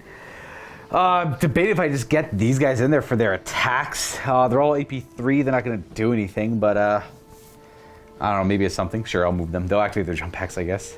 A 1 is a 1 is a 1. Huzzah! Right to there. Okay, that should be it for movement. We're going to start this off nice and simple in the shooting phase. My librarian is dead. Lorgar has no good psychic powers if he's not transfigured. So I'm not going to... I remember every time, like, I should go look at psychic powers, and I'm disappointed every time I look at them. I'm going to look one more time. I remember so this is the funny thing. I always look at his psychic powers because he's got divination and telepathy, I believe, as his base psychic powers. But every time I go look, I'm like, oh, these are literally worthless. And then I just move along. So this is probably the last time I'm going to look, because I just waste time every time I do it. He does have Thaumaturgy Sucker. That's not bad. So instead of making a shooting attack, he is going to try and heal himself on a psychic check. He passes. On a 5-up, he heals. Every model in his unit heals a wound on a 5-up. He's the only one wounded. It just gives him like an additional attempt at it will not die. Okay, now for other things that are actually going to shoot 5 las cannons into Galladus Dreadnought. Can I bring it down this turn? Not a great start. 3 saves at 4-ups. I do 1 damage, got 2 wounds left. Okay, not too great. Let's go ahead and do everything from the Land Raider into him. At last cannons, 1 hit. That's a wound, 4-up. Bad. And then this is the Combi Bolter and the Heavy Bolter. They're all twin linked. And these are 6s. 1 save, 2-up. Okay. I was going to be sad if that was the one he failed. I know, as long as it's the 4, I'm okay. All these bolters are going to Fury into him. That's just 20 shots. Let's do 10 twice. It's 3s and 6s. 3s and 6s. So far, nothing. And round 2.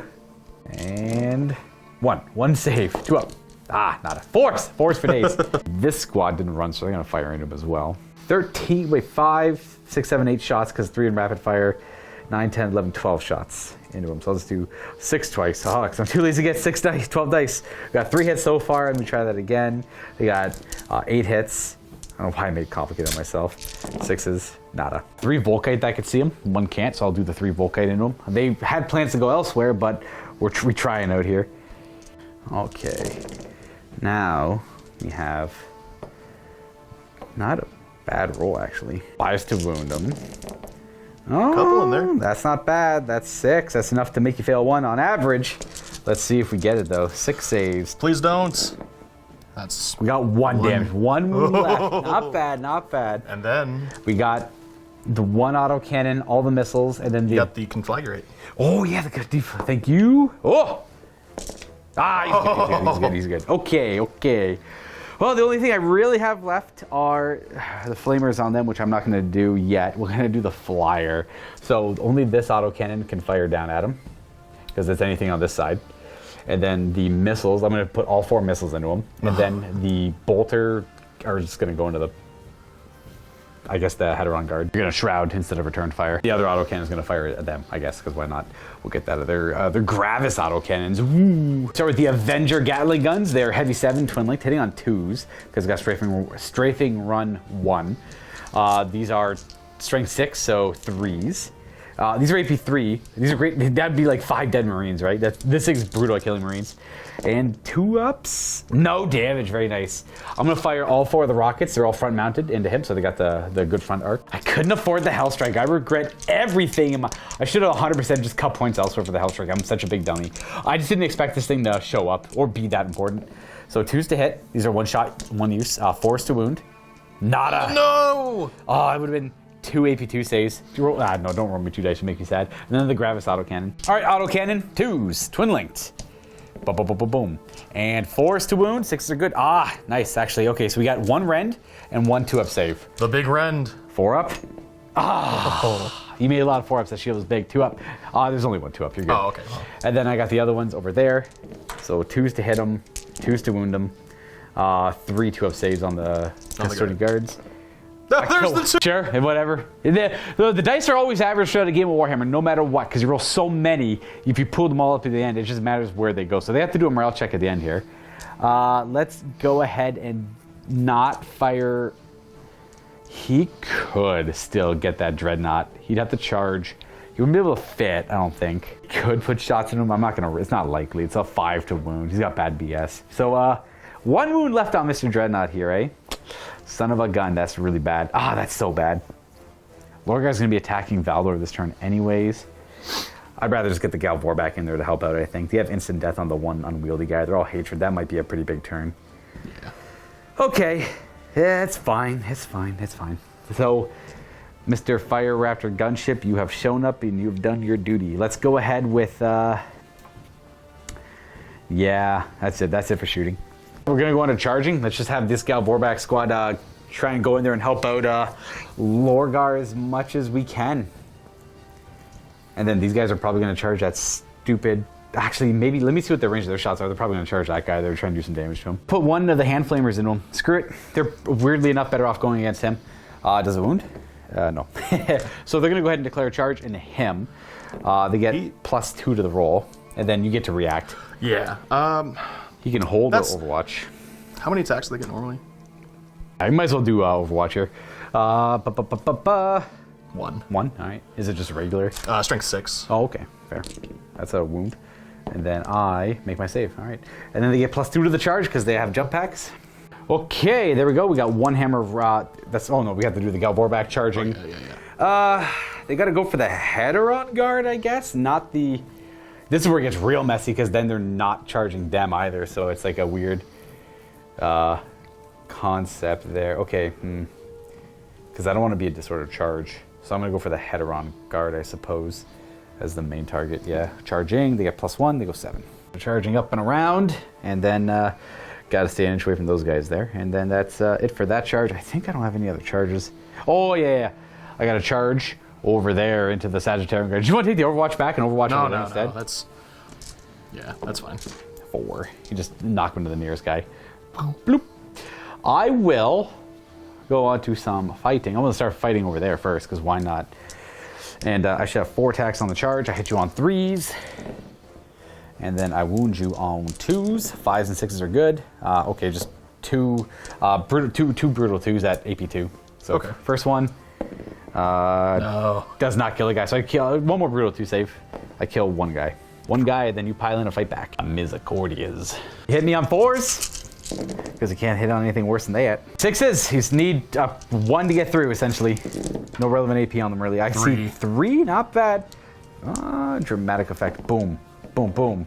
He dies. Not much can be done about it. He didn't heal his wound, so he's going to explode 3 inches. It's going to hit the 3 guys. And 3 wounds to them. And you'll get 2 Heterons. And 2 Heterons. And 2 wounds on the Heterons. Everyone's wounded, so 3 wounds on the Sag. Yep. 2 ups, 1 damage on them, and then 2 saves on the Heteron guard. Nope.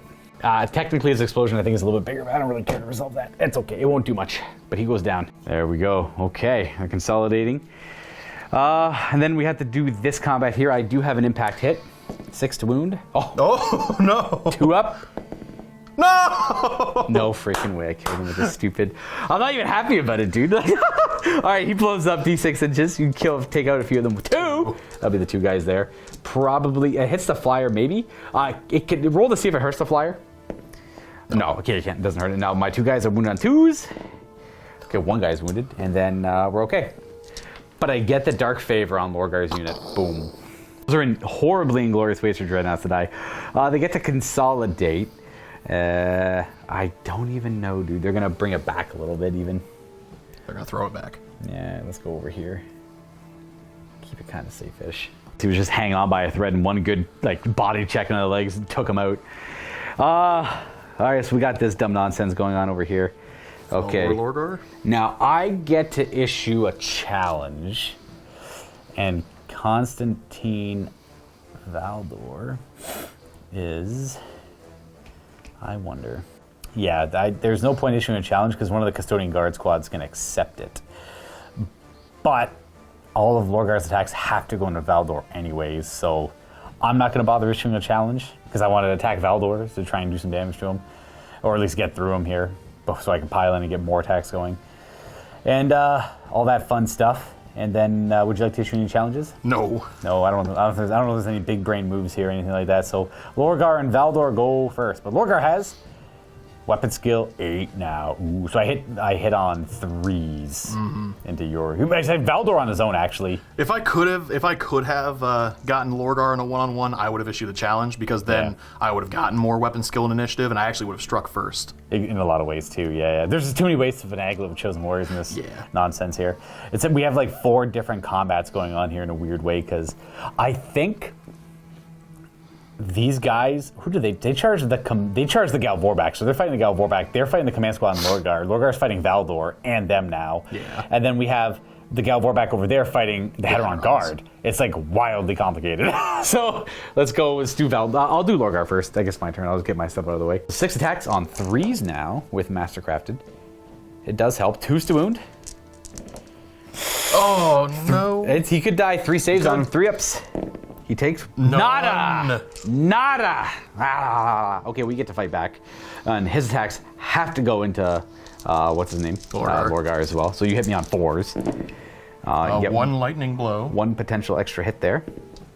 No. Yeah, because my average weapon skill is now really high. Okay, and then these are wounding on 3s because my average toughness is pretty high. Oh, but that's a murderous strike. Can't hurt Lorgar though. Has to hit Lorgar. Yeah. Embalm. He's good. All right, so now our guys just bounce off each other, as is what you'd expect. So that's initiative high done. Now we go to initiative. What's your majority toughness? 6. Oh, okay, gotcha. Yeah. Then initiative 5s come around, which is your Custodian Guard here. That guy. Oh no, we do the Tribune next. The Tribune he can attack the Gal Vorback. At 3 attacks. No, sorry, hits on 3s. He's hits on. So he's got just the 1. Ooh, but that's not a no fancy weapon blows. There. Yeah, that would be fun though. These are 3s to wound, right through their armor. Murder strike. I don't want to see though. We got 2. Okay, but 3 wounds. So the murder strikes are killing 2 guys. Well, I guess I'll just lose the guys that don't really matter. 1 and 2, and then they don't. And then I owe you a save, a feel no pain. Essentially, I take a damage, which I will put it on this guy over here because he's within 2 of a guy in base contact. And then my initiative 5s, I'll go, then you get to go with yours. So I have this one guy who's attacking Valdor, was it? They were initially, because it was those 2 squads fighting. I'm gonna go for the Heteron Guard there because the Heteron Guard are also in that combat. 2 hits, that's not bad. I need those 6s again. Oh, nice, that's instant death AP too. So okay. I'll put it on that 5-up Heteron shield. He's got the wound, he's got to take that. He dies. He gets cut down. All right, so we got rid of that weirdo. And then I got these guys up here, I guess. They are going to pile in. We'll get to fight. Just go ahead and resolve his attacks. They're weird, like nothing attacks, but they might do something. Well, they are Misericordia instant deaths. Instant deaths, yeah. So he's going into the Vorback. Hitting on 4s. And I think they're strength 4. Yes. Yeah, so 5s to wound. 1. And armor. A murderous strike! He stabs this guy. Yes, he would have stabbed that guy. Then I'm going to go ahead and do... These guys can't really pile in. This guy can pile in just like a little bit. And they're going to attack the Heteron Guard. Could be a good swing because they have hatred could. and rage. So these are 4s to hit with hatred. One more miss in there. Didn't roll. It's not flat. Okay, there we go. Now I need to see 6s here to wound. Got 1. So just do this. You have to do the murder strike first. So 1 AP2 murder strike. Kills a guy. Kills a header on guard completely. That's pretty big. And they don't get to fight back because they are unwieldy. And then then you have 1 regular 2-up save, which is 1 damage. Oh. Okay, sure. So the Tribune's an Eternal Warrior. He could take the murder strikes first because there's no challenges. And then this guy will just take the wound afterwards. So the Tribune's down to whatever his wounds is, -1. Yeah. All right, so he's down to 3. And then, initiative. Oh, I got my Chaplain who would have piled in and attacked as well. He doesn't have a lot. He's got a Master-crafted sword. But he's weapon skill 5. So he's attacking your weapon skill 5. So 4s to hit there with hatred. That's a fail. And these are... That's rend. That's 2 2-ups and a invuln on whoever you want to take it on. Okay. Probably the header on guard. Yeah, the header on guard will take this. Yeah, all So right. rend. 1 damage. And then 2 2-ups. All right. We're good. Just 1 more damage on the header on guard. Bloop. And then you get to go with these 2 custodian guard into the command squad. Hitting the command squad on 4s. Lightning blows for this one, though. That's true. They do have lightning blows. So 1 more potential hit. Yes. Oh god. Okay, now I am toughness 6, so we went on 4s because the average toughness of the unit. That is 2 wounds, and I get feel no pains on the chainsword guy. He takes the damage. His combat continues with its nonsense. The chainsword guy gets to swing back now that we're initiative step 4, I believe. Correct. Sword guy has 2 attacks base plus close combat weapon. There's no charges, so he's got 3 stick because he's weapon skill 7 now. They'll hit. He's strength 7 now, I think. 2's to wound, yeah, because he's strength 4 plus 2. No, he's strength 6. So just the 2 wounds now, yeah. It was the biomancy thing, so you're good, no damage. I have shred. Okay, nothing. I'm done. Now it's all the unwieldy ones. So we have, I'm just gonna get rid of both my power fists. I have to do them separately though, because one's got hatred and extra attacks. So the one into the header on guard that doesn't have hatred, 4s, nothing there. And then the one that does have hatred, 5 attacks, 4s with hatred. 2s. And then you could put these on the Tribune. Until he's got 1. Yeah, we'll put them on the Tribune. So we'll 2 do at a 2 of time, them. yeah. And these are 5-ups, right? Or are they 2-ups still? These are AP2, whatever his invuln is. Okay. So that'll be, that'll be a 4-up because he's the Tribune. Yeah, I thought he might have a better one, yeah. So that's 1. He's got 1. Tribune's got a wound left. We're getting there. We're cleaving through him a little bit. Like, we're putting up a good fight. And then you get your axes who could attack either direction, really. Either that lone He guy. has to go into that one. Yes, his attacks have to be allocated over there. So we'll do These 2 into him, and then the remaining 2 into the big squad that charged in. We'll do the small. The 1 singular Gal Warback, 4s to hit him, and 2s to wound him because strength 8.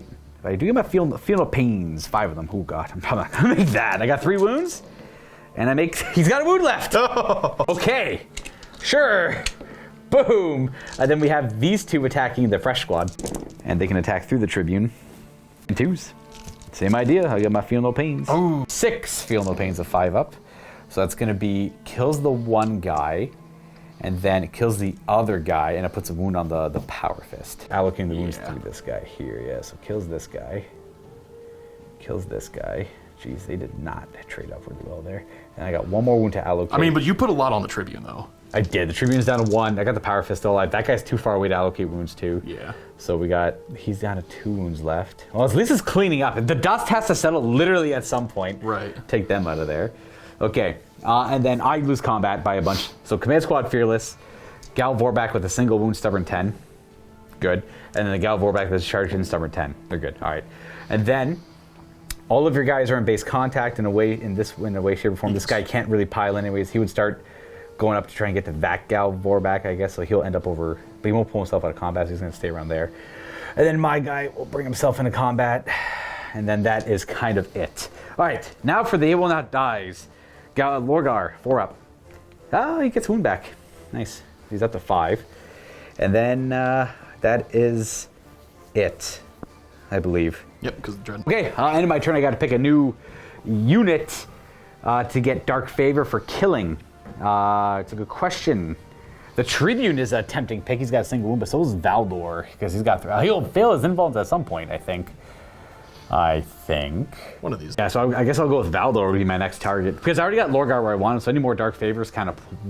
I would just put on like tactical squads to make them a little more durable and like melee weapon skill wise. Okay, that's the end of it. So it's going to be Valdor. If he dies, I get another Dark Favor. Ooh, but if I don't do wounds to him, I start taking mortal wounds randomly too. That's true. So I got to pick a unit that's going to take some wounds. I think I'm still going to go with Valdor. He's going to fail in bones at some point, so that's screwed. We'll see. The Sag Guard moving up towards my Flamers, who are going to... They're going to withdraw. They're going to move back a little bit. That's fair. Just, because, like, why not? Staying an inch away from the enemies there. Stay away. This Custodian Guard going to go right back on the objective there. And, okay. Is that it? No. There's more? The sniper. He needs a good shot now. Oh, okay. You guys have to do a morale check because they lost a third of their unit. Granted, has to be pretty... They actually buckle. They still where they are. They actually run 2d6 inches this way. So let's see how far they go. They go 2. So they were generally there. They're around here now. Okay, now they go to rally. They don't. They run again. They're gonna go. Wow. This way. All right, boys. That's funny. I can laugh at that. Right.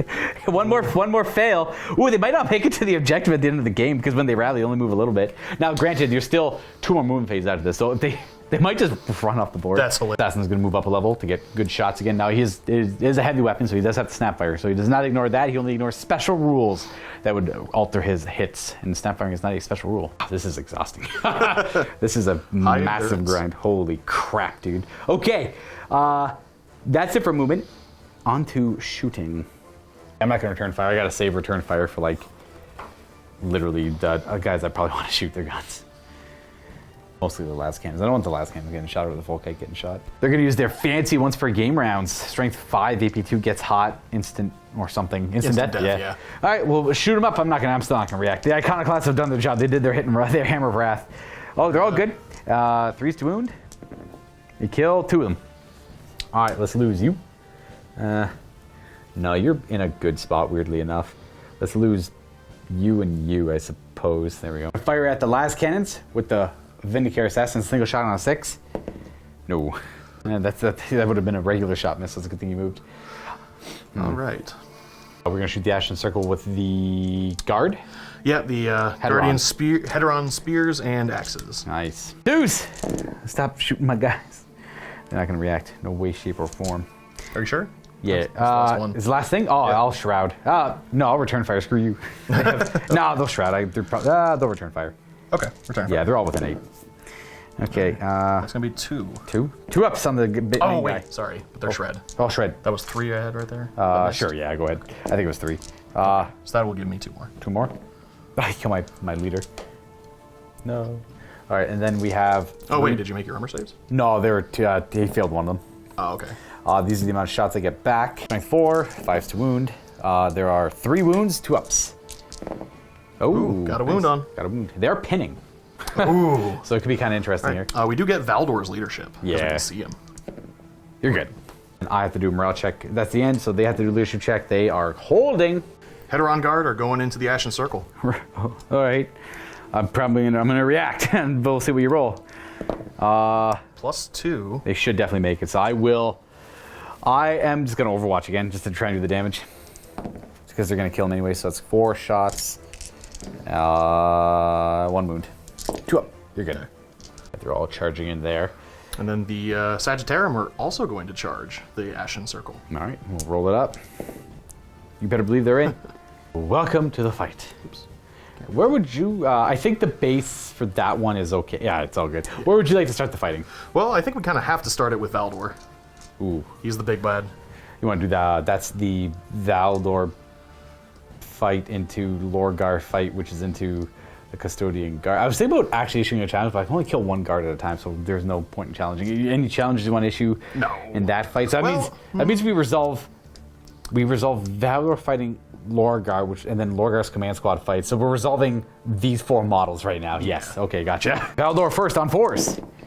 Ooh, 2 potential lightning blows with a miss. 2 4-ups. One more hit. And then these are wounding on 3s. Because I average stuff in 6. It's going to be, okay, just 2. 2, but they are murderous strike, but it doesn't matter. I make 1 fail 1, so I take 1 damage on Aurelion. All All right, and then he'll go next. He's got 6 attacks back, hitting on 3s because his weapon skill amazing now with a mastercrafted weapon. And it is 2s to wound Valdor. So 5 saves on Valdor, 3 up invulns. Got one, just the one you needed. I think I have to do it on my turn, weirdly enough. I'll have to double check, but if not, I got a damage in. Yeah. And the Custodian Guard will go to try and maul that one guy to death. And boom. So is it 4s now? 4 and weapon skill 7 on him, yeah. And 1 lightning blow. No, it misses. And then I am T4, so 2s. All right, 3. Feel the pains. He got him, he dies. Finally. Okay, so that combat's resolved. Now they have to try and pile in to Lorgar. Okay. This is where they're finally freed. So they would probably pile into about here. They're not getting into base contact. Yeah. So now they're free. But then the next combat they'll get there. No, they're free now. They're not engaged. They're free to do whatever they want now. Oh. Yeah, but it's my turn next. Well, I want them to stay in the fight. Yes. So then we're going to move on to the Heteron Guard, because this is now a separate fight with the Heteron Guard versus my Galbor back and Chaplain. So we're going to go 15 Misericordia stabs. Oh, yes. Okay. You're going to do them. Oh, yeah, because the other guy's unwieldy. Yeah. These are 3s, because I'm only going to go 4. And these are going to wound on 4s, because the Misericordias are 1 less strength, but they're instant death, weirdly, for whatever reason. You kill them. They're all dead. Boom, boom, boom. And then you get to consolidate with both squads. Okay. All right, the Heteron Guard are going to consolidate there. The Sagittarium Guard go behind the cover. Now we have this fight here in the middle to resolve, which is Tribune first. Yeah. I think I want to issue a challenge with my 2 wound Galvor back. Yeah, because I think the Tribune can clean up all 3 of these guys, but I want my Galvor back to live for 1 more turn here. Or do I want them all to die so I can shoot it? Nah, I don't really have a whole lot of shots in them. They got so much nastiness around here. Oh, but he has the Power Fist, doesn't he? He does have the Power Fist. So if the Tribune accepted, he'd still get to swing first. But that means the Tribune can only kill that model. That's true, but I've got 4 Heteron that are still hanging around. True. Because that's the other Galvor back is its own guy, and then there's the Chaplain who would take on probably 2 of them. Yeah, we're gonna issue a challenge with the 1 wound guy over here. Who would you like to accept with? He also has a fist, right? Yep, they're both Power Fist guys. Well, at that point, I guess the Tribune. All right, fair. So we'll just swap the Tribune and the Heteron Guard there. This way he's only killing my 1 fist instead of the first good challenge here. There we go. We actually have a challenge. Kind of like not weird janky one. These are 3s to hit. He misses 4 of them. That's rough. These are strength 6, so 3s to wound. Ooh, murderous strike. So it just kills him, yeah. Okay. And it's 1 extra wound there too, but everything's stubborn and fearless over here, so it won't matter. I just assume I lose every combat. Okay, then we go at initiative. Your Chaplain? My Chaplain, I guess, yeah. All right, Mr. Chaplain, you have some attacks. You have 3, 4. All right, well, way to go, buddy. You are mastercrafted, so you got weapon skill 5, so we hit on 4s. These are strength 4. Okay, well, that was easy. And then we have unwieldy. All right. You get to do your axes, and then I still get my Galvor back punching. Which I only got 3 attacks though. So they're piling up and around towards that combat, and then they're all attacking with their axes. It's looking grim. Looking grim. 2s to wound. Oh, gross. 11 wounds here in the pool, so I'm gonna do these on the feel no pain guy first, because I suppose it doesn't really matter. So 5, 10, 11, 2 at a time. He just dies. Wait, yeah, he just dies. So that was, and then these are all 5 up invulns on the other guy. So they cleave, they kill. He's instant killed that many times. So they're all dead, but I get to attack with the Galvor back first. 4s? Ah, you big dummy.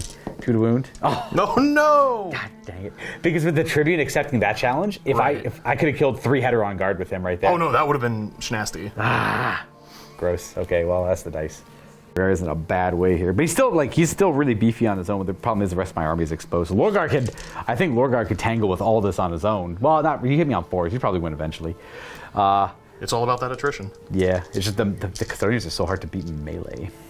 Okay, it's not looking good for me. I think it's over for me, but we'll see what Lorgar can do on his way out here. We're on to my turn 5.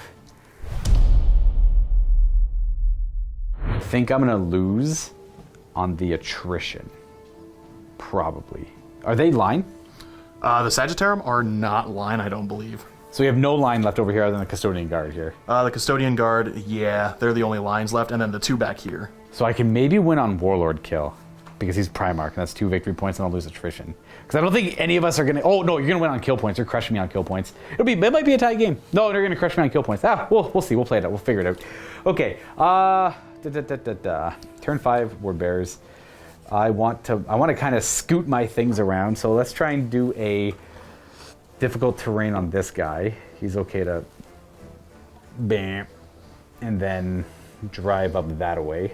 I want to put shots on the sniper to try and get the. He's got the evasion, so I can't get the kill on him. So we're gonna go pivot that way. Keep the Volkite where they are. Keep the last cannons where they are. Keep them where they are to Fury. Keep them where they. The other thought is to just run very far away, but then they could, and then just. But then I'm gonna lose these guys and these guys. Interesting, tough call. Just stand still in Fury and hope for the best, I guess, is what we're going for here. We have to decide if this thing wants to hover or fly. I think it wants to hover and get shots going, so it can move 18 inches. Just gonna go hover, turn around that way, and get. That's pretty much the one side autocannon won't be firing anything, but the autocannon on this side and the Avenger Bolt can shoot down this way. And that though, we're good to go right on to shooting. We're gonna start with Lorgar. He's gonna try and thaumaturge the thaumaturgy sucker spell, where he does leadership 10, and on a 5-up he heals. He does not. Okay, and then the rest of shooting. Well, don't we want to put pressure on these Heteron Guard squads? We got 2 wounds left in there somewhere, so. Start with Volkite into the Heteron Guard squad, I guess. You guys have to die first. They're a little bit more of a threat. There's only 4, so I'll do a little Volkite into them. Okay, let's see. These are 3s to hit, 3s to wound. So that many 2-ups. We got 5, 6, 7, 8, 9, 10, 11, 12. That's not bad, 12 2-ups. I kill... 1.5. All right, we got 3 deflagrates. 2 more saves. Okay, 1 guy left with a wound, eh? Might as well try to finish them off. So we'll go Land Raider, Las Cannon, and then Heavy Bolter or Combi Bolter into these guys here, I guess. 2 Las Cannons, hit. That's a wound, and you have a 6-up invuln. Oh, very nice, okay. Big sad. Let's go with all the other shots into the Heteron Guard here. Heavy Bees with the twin linkage. Oh, yes. And then let's throw the Combi Bolter in there, which is... probably should have put that in the rapid fire guy, but that's okay. And then the Heavy Bolters wound on 4s and then 5s. 1 save, 1 2-up on the Heteron Guard. You're okay. So that's finished over there. That guy's done. Let's do the Fury of the Legion. Where are these 5 last cannons? Tough call, tough call. This one here, just gonna Fury into those Heteron Guard. That's an easy one. 25 shots into those Heteron Guard. Here's the first 20 of 25 on 3s. Oh, that's not a bad start. 5s to wound, and I owe 5 more shots. That's not bad. That's a pretty good start. And then the extra 5 shots I missed out on. And then did they wound? Oh, 3 of them wound as well. So that's 4, 5, 6, 7, 8, 9, 10, 11 wounds on the Heteron Guard from the Bolters. Worth it to shroud it. 2. Oh, you could shroud it. I got las cannons coming up. That's what I'm wondering. Yeah, I think we'll just go ahead and take it. Yeah, wait for those. Yeah, fair. 2s. You fail. Only 1. It kills the Heteron Guard, though. And that forces a morale check. It does. That'd be wild. These guys are going to Fury of the Legion into them. That's 30 shots. This is 20 out of the 30 on 3s. And 5s. So we got 5. That was a 5. 6, 7 saves so far. 6 saves. Plus 10 more shots from the Fury. Or the extra. Yeah, pretty much from the Fury. And an additional nothing. 6 2-ups on them. They tank it. Very nice. No, there's a... Oh, yeah, no, that is... Yeah, you tank it. We got the las cannons. They're just going to fire into them now, I guess. Okay. I kind of want to put that guy down, but I'll put him into them. Shroud this one. The Tribune is not... Is the Tribune fearless? Oh, you know what? He might be. Go off to return fire, which makes sense. He is fearless. Ooh, only 3 hits. 2s to wound. 2 of them. And probably not on the Tribune, I assume? Yeah, definitely not on the Tribune. All right, so just on the unit. Ooh, made one of them. So kills the one guy, though, and before he dies, they all get to return fire. But you can just throw his shots in the pool. Chaotech pistol. Miss. Is mastercrafted. Hit. Rending. I'll put that on the... They're all on cover 5, so cover... Okay, we're good on that. Right. Shred. These are the regular shots. 2s to hit, and 4s to wound with Shred. Okay. That's 2 so far, and a total of 5. So on this guy 1 at a time till he dies. Well, they're 3-ups anyway. Yeah. He was the guy who took the 1 save earlier. Oh, okay, gotcha. And then I'll do Artificer Armor guy next. 2-ups. He's dead. Then it's all 3-ups now. I lose a lot of them, actually. 3 of them, yeah. Jeez.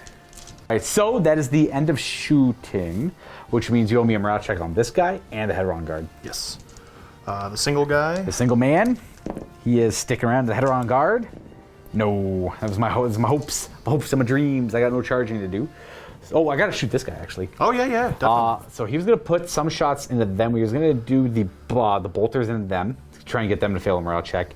And I guess I'll do the autocannons over them to try and do that more damage to them, I guess. Actually, no, sorry, it's bolters into them, autocannons into them because of the arc. Yeah, we'll go autocannons into them. They all hit, and then 2s. So it's 4 2-ups. I'm running 6 up on them. I do 1 damage. Kill one. And then just roll panic for them, because that's the last shots going to them.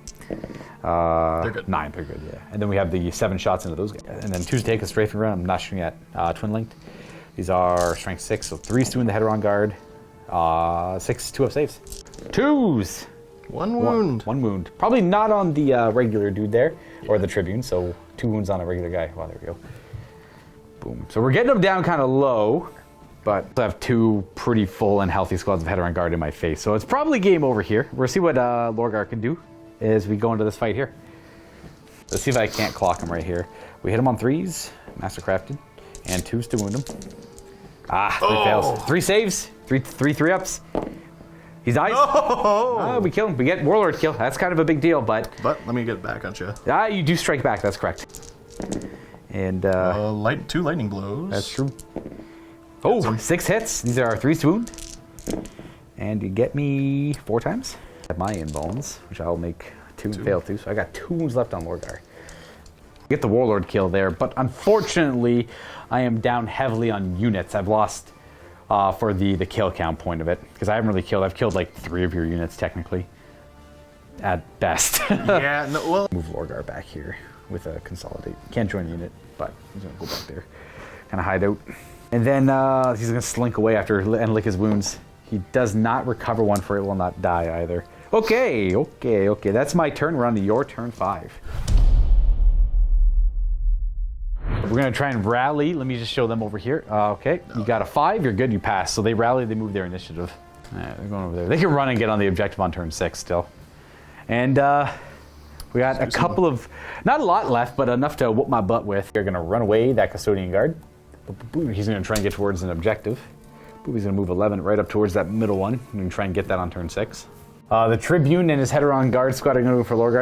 It's not a bad pick because he can just issue a challenge with any of the Heteron Guard, and then he can just eat all of Lorgar's attacks, and then they can all try and chop him up. Their Heteron Guard squad's coming up. This is it. This is the nail coffin turn. Lorgar can he could withdraw. I'm just going to let him stay there. I want to see how this turns out. I've already lost on the main objective anyways. Let's see where the dice go. We're going to do all their shots into Lorgar with all their boulettes. I'm just going to roll, and we'll see. The spears? Or the... 2s. Axes, yeah. And 6s. 6s with shred, though. Whoa! Okay. All right, we're good. Pistol. Hit. Nope. Oh. We're going to go with these Heteron Guard shooting the Lorgar. Ooh.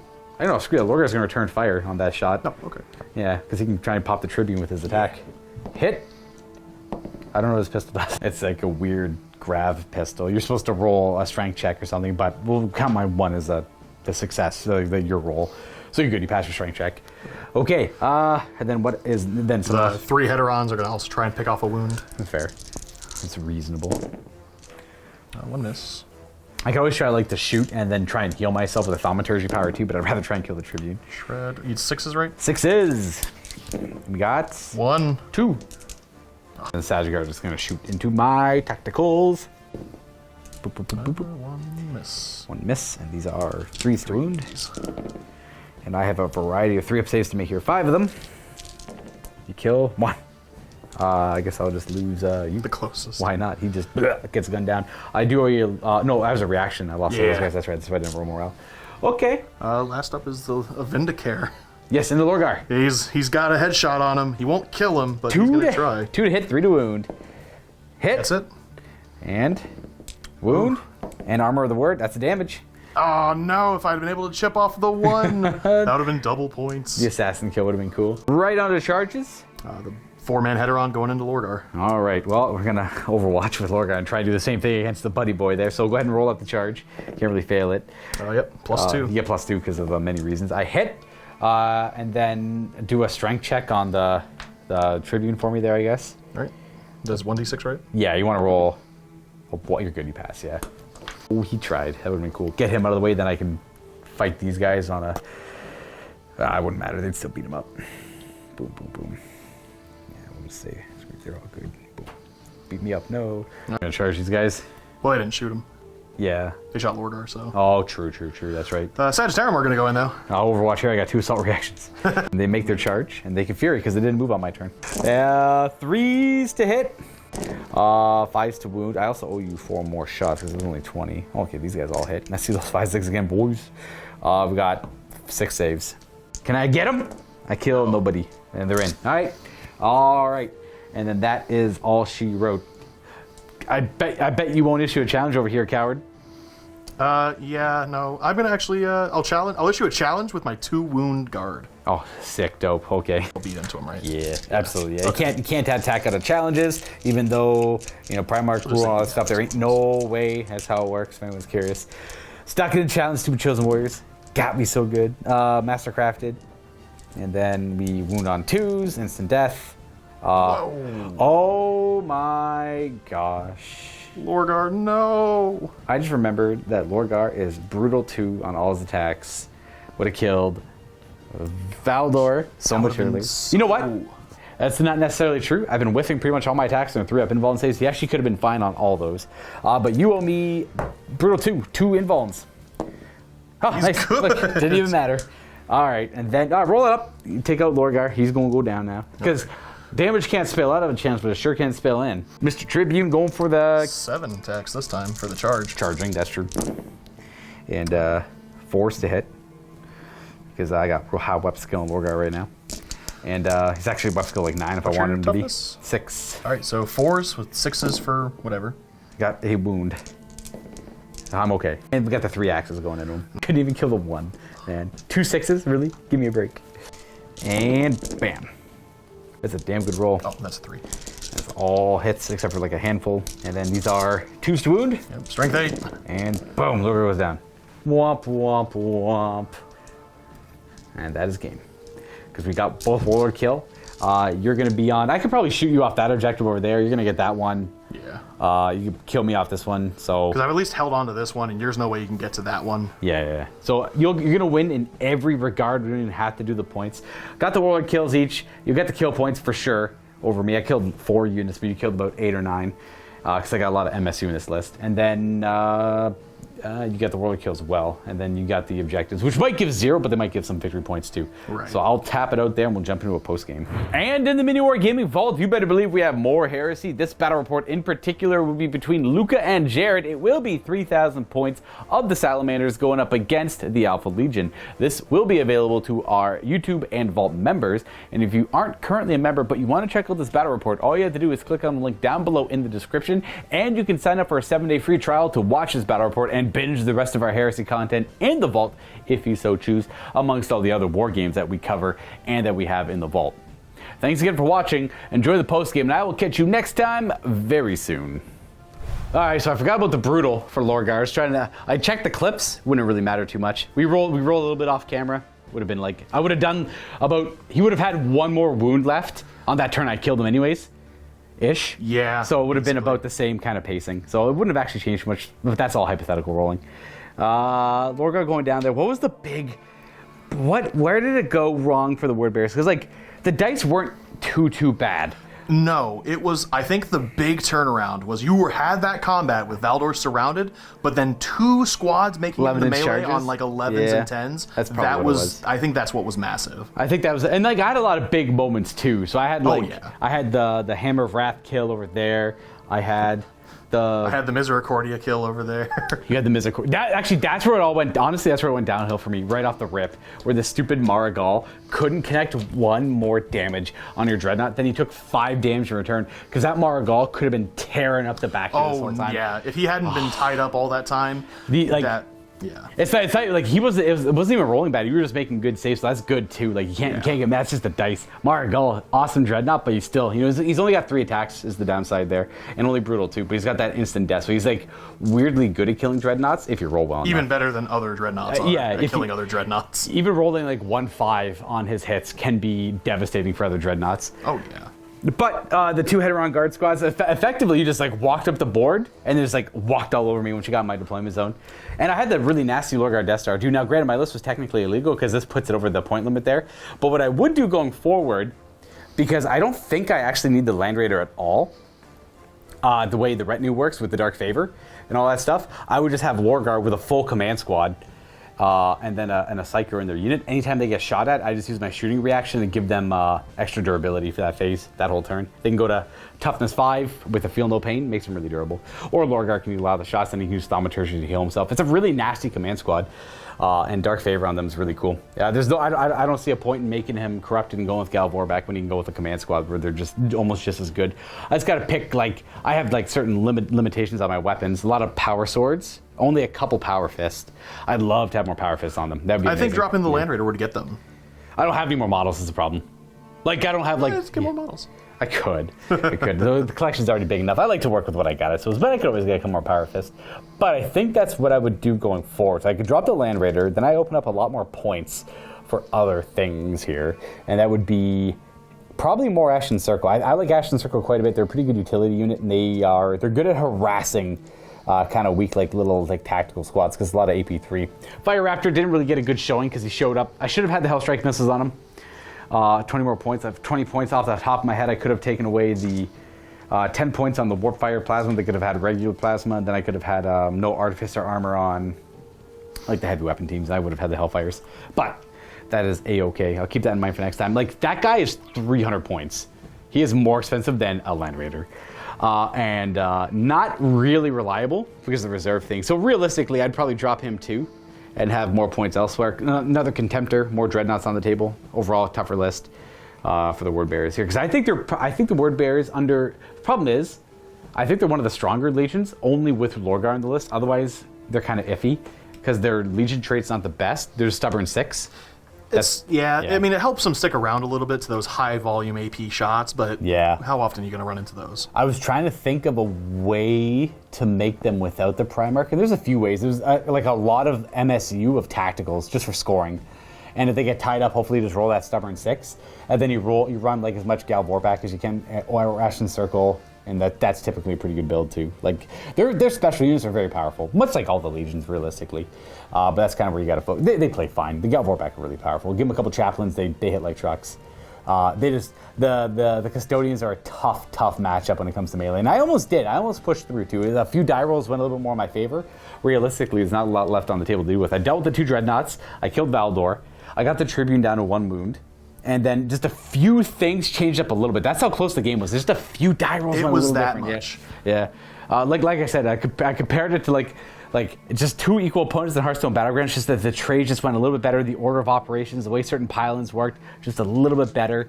Valdor getting all those awesome friggin' murder strikes, just popping everything. Murderous strikes, lightning blows. He was rolling hot for a long time. Anything that got remotely close to Lorgar was instant kill by Valdor. Just nothing gets close to that fight, just those 2 fighting was the outcome there. And then it kind of shown after the dust that it was just those 2 like titans fighting. And then the Heteron Guard pushed through everything else, pushed through the Galvorback, and then Lorgar was left alone. But Lorgar, I'm happy to see that he exited the fight on top, but then he got beat up by the other guys in the end there on the return.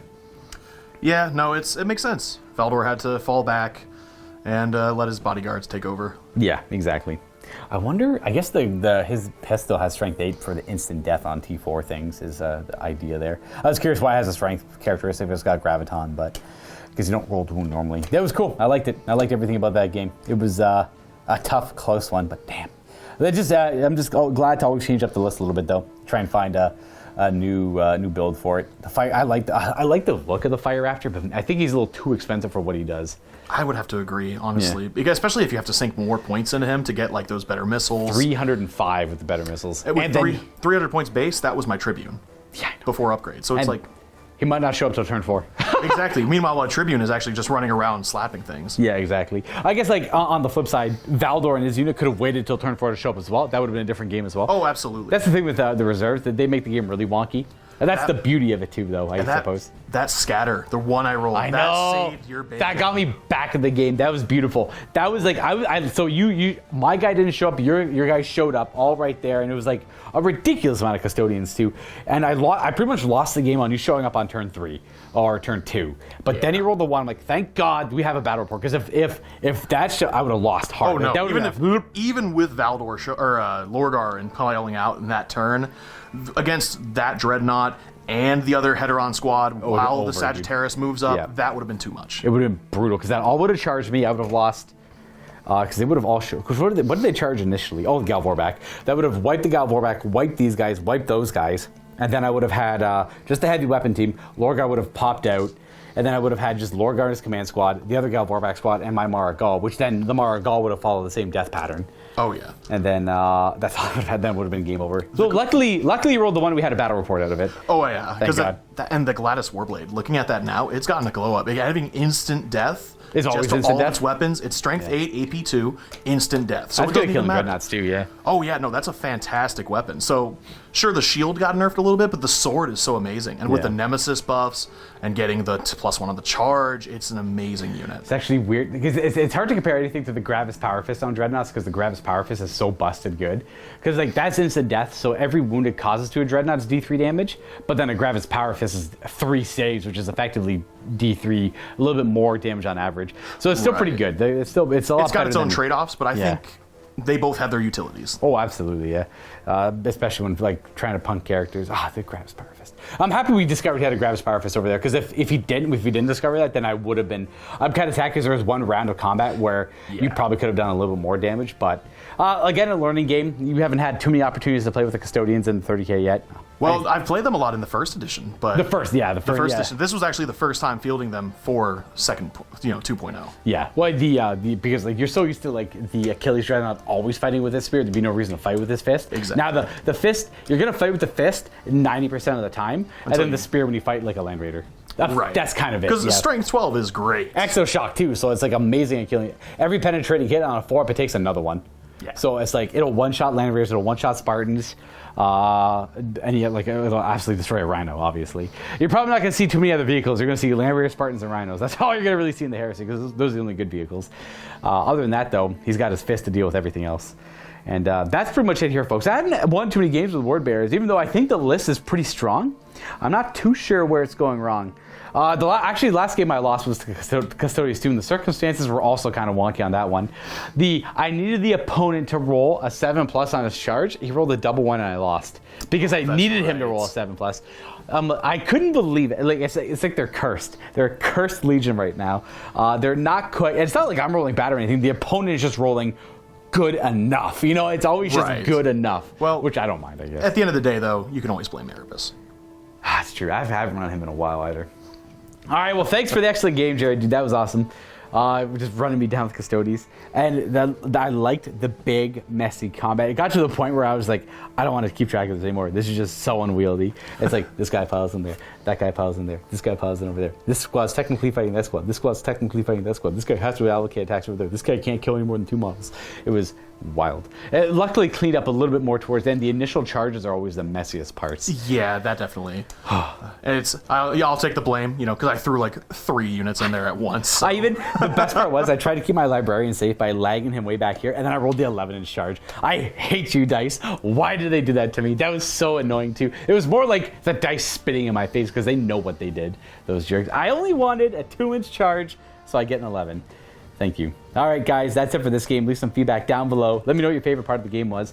I think my favorite part of the game, it was, I think, those guys running. I thought that was kind of funny. That was absolutely hilarious. I like that, because then they failed again. That they fail their pinning, or for the check for being shot, and then they dull boxcars. And then boxcars. And then they boxcars away. I thought that was good. That was absolutely hilarious. I also don't mind the Hammer of Wrath and the Misericordia kill. Those are pretty good. Oh, yeah. My clean one, my favorite moment was definitely Sagittarium. Everyone's telling me, they're so bad this edition. And sure, they're not as good as they used to be, but also Misericordia, Demon Dreadnought. Killed it, no problem. They're not bad, they're okay. I don't know what their points cost are. That's probably like, honestly, every unit is amazing in this game if it's got the right point cost. Like tactical range of, like Sagittarium Guard, if you paid 1 point per model, they'd be overpowered. Oh, of course. That's so, fair. There you go, right? So it doesn't matter like if a unit's good or bad. You're only really, like realistically, if you adjusted their points by like say 2, hypothetically 2, are they all of a sudden good, more reasonable? That's all it comes down to, like tiny little percentages of efficiency. That's what people kind of hang on to. Everything in the game is good if you just use it properly. Yeah. There's probably some. There's no. It might be a bold statement. I think everything in this game is good if you use it properly. Tactical Marines are amazing.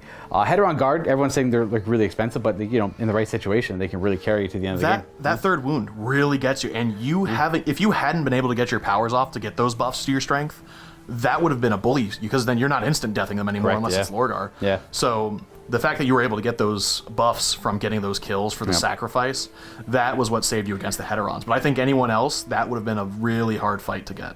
So close. The Dark Favor on the Retinue squad, just going up to strength 10 with the Power Fist. Get one more. I want to get like one more Power Fist in there. Would be nice. But now I can have more models in the unit, which is nice. That's more Blade of Wounds, and they can run around pretty quickly. They're all pretty durable. They don't get the Land Raider anymore, but that's okay, because I think in a weird way that might have just held them back. Maybe not. It's nice to have the last cannons, but I can just have more last cannons. Anyways, guys, talk to you next time. Toodaloo, happy wargaming, and look forward to more Heresy in the future. And thank you again, Jared, for coming by and being such a good sport, and my both Custodes. Thanks for having me. No problem, dude.